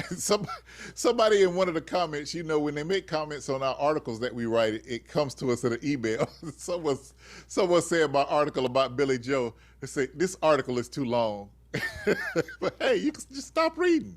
But I promise this one is going to be long because APR is such an important part. They don't like to read, Vaughn. They don't like to read. Hey, but apparently they read enough to write me back. I appreciate that. They were on the page. They clicked it. But I'll have an extensive story about APR. If it gets too long, I'll break it up into 2 parts.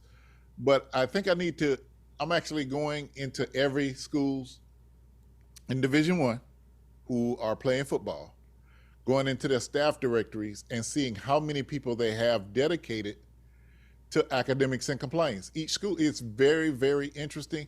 And for those who like to read, it will be good reading.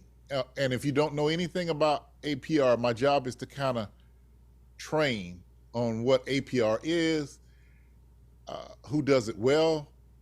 You know, so far, North Carolina Central has the biggest staff, but not only they have the biggest staff, it's led by Kendra Green, who is a compliance expert. She's the associate AD. But they have a great big staff there. So I think that'll be something interesting to see as far as perspective, because we see APR all the time. It's eking in that the administration was not happy with Coach Simmons' APR as well. But I'm going to put that in perspective best I can. So look for that on Monday. That's what I'll be doing this weekend, researching and regurgitating. Vaughn, they're fighting you in the comments. They said, please make it a short series. Please break it up. You want them to put pictures and illustrations in there as well? I'll do it in 2 parts so you don't have to get lost and cross-eyed reading it. But it really is a complicated thing. And even with me writing long, it's actually a condensing. And I just want to say this. On the very first pages of the NCAA manual, and I've had to read several of them, it always says that the president of the university is in charge of athletics. Now, I know we think all the time it's the director of athletics or the VP of athletics, but according to the NCAA, the reason they always bring the presidents there, if there are sanctions, and the letter is to the president, is because the president is responsible for the Department of Athletics. That's who they're going to hold accountable. So, well, go down the street and tell that to Florida State, because they're in trouble. They got a hold of them yesterday. Listen, I got to live in this town. Next subject. I got to live in this town. Next subject. Yeah, don't pass out too much of that NIL money. I'm gonna do the reverse Cat Williams instead of spilling all the tea. I'm gonna just clam up. You're making $190,000 a year as a college football player, and just kind of a marginal one. I should have ate more Wheaties growing up, Vaughn. J-Mac in the comments says he's talking about his belt. J-Mac said he got one. He says he loves it. He says so does everyone that sees it. A friend from Orlando wants me to bring it to the Florida Classic this year. Look, I'm telling you, if security will let you in, I know they got their policies. You got to have clear bag, and it's got to fit in there. Just put that thing on. Say it's keeping your pants up. This is what your belt looks like. You could take that thing to the game, and you will be the man, the woman. Because this thing ain't no. I mean, that thing is heavy, man. It's real. It's solid. It's solid. When you told me you were sending belts and I got the box, I was like, this can't be from Tolly. Look, I paid the shipping on it. Them things are solid. They got some weight to it now. I'm not messing with you. It's at the HBCU Game Day Shopify store. FAMU fans, I know you got a lot going on in your life right now. I understand. But the economy continues. Commerce continues. Capitalism continues. It never takes a holiday. It actually steps up on the holidays, all right? So if you just need something that's just unique, different, and special in your FAMU room, it'll make a great gift. They're in limited quantity. I'd say maybe about 35 left, maybe 35, somewhere in that neighborhood. Just check out the HBCU Game Day Shopify store. And if it's what you like, man, we've had some satisfied customers, so it'll look good. How does it look in your house, Vaughn? You got one in your house. I keep having to hide it because I think my daughter's going to take it to campus or something, Everybody loves the belt. All right, champion. If you're a champion, and right now, FAMU, you got that championship feel from the 2023 season. All champions need a championship belt.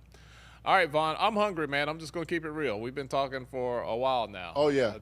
Miles is going to buy me dinner, either Miles or Simone. Simone was in the back helping out today. She didn't hop on camera. But we appreciate all the work from Simone, from Miles, all of our guests today. We had Liv for Hoops. We had Coach Dawn Thornton from UAPB. We had Lute stopped by again. We had Coach Alfonso Key joined us, Vaughn Wilson, and all you guys in the chat. Vaughn, what do you think? And this will be it, and we'll sign out and get out of here. Simone's laughing because I said sign out. I always tell her don't say that. Big shouts out to Miles. He's been a yeoman as of late, and always my sister Simone. When I was on my way back from the celebration and text and say I'm on the way, she was like, "All right, we got you." So it's I love the HBCU Game Day family. All right, Monday. I love those guys some days. Monday. You think we're still where we are right now, or all right? I'm going to give you the MLK holiday. Tuesday. Do you think we're still in the same position right now, in terms of FAMU? Without a doubt. But I think Tuesday is interesting because I think there's a board of trustees meeting on Tuesday. So some things might be rushed to get prepared for the board of trustees meeting. So this is a normally scheduled board. It's a normally scheduled. So how the board of trustees work? If you got an issue, bring it to them on the regularly scheduled, because these are very busy people. Emergency meetings are very difficult to even get scheduled because these are important people. For FAMU, people are on the West Coast, some of them. So in order to get a board meeting, they would like you to bring things to them under a regularly scheduled board meeting as opposed to an emergency board meeting. All right, so speculation. Just look, as Miss Cleo used to say, for entertainment purposes only. Call me now. Could you see a scenario where let's just get a presentation for presenting who a coach would be on Tuesday, since the board is going to be meeting? I talked to some players today for the first time. They've been on break, so obviously after the event, they came up to me, and a lot of them thanked me for sticking up for them. They also said that Coach Gibbs is being presented to them. They're not very receptive to it because they want Coach Cozy. Straight up, that's what was told to me by a number of players that were there, that they've had two conversations, one with the athletic director, one with the president, and they've been pushing Gibbs to them, but they want Cozy. There is no ifs, ands, or buts. Coach Cozy has been there with them, been there in the trenches, has stabilized the program through these things. Hey, he's been a national championship player and coach, so he's very capable. He understands the FAMU way as well. I think alumni and boosters would support Cozy. I really do. All right, so maybe next week we'll find some news. You have a tough act to follow because Texas Southern drew this thing out, and then they pulled a rabbit out of the hat that no one saw. So it's always interesting in the SWAC. Texas Southern was like Days of Our Lives. Like your grandma used to watch the soaps, like it was just a little piece this day. I mean, it kind of gave you Who Shot JR vibes. Like how long is it going to take? Only me and you, listen. You dating us, man. Only me and you. They have no idea. Our young staff has no idea what you just said. None. I still watch Dallas on Prime Video. You know what's funny? All the shows I hated as a kid, I love now. I watch MASH. I was about to say Dallas. It's got to be MASH. Bro, when I was a kid and that theme music came on for MASH, boy, I'd get out of the house so fast. I'm like, Lord, why do they watch this show? Boy, I will sit there and watch MASH now. I'm like, oh, this is good. Perry Mason, MASH, Dallas. Oh, man, I'll be on it, bro. Oh, yeah. On it. Look. Let LeBron get down by 20 like they did. I'll be right back on Perry Mason. I ain't got time for this, man. Oh, man. All right, that's usually a sign it's time to go. We start talking about off-the-wall stuff. Vaughn, appreciate you, brother. Appreciate everybody hanging out with us. It's HBCU Game Day. Miles, show him the belt.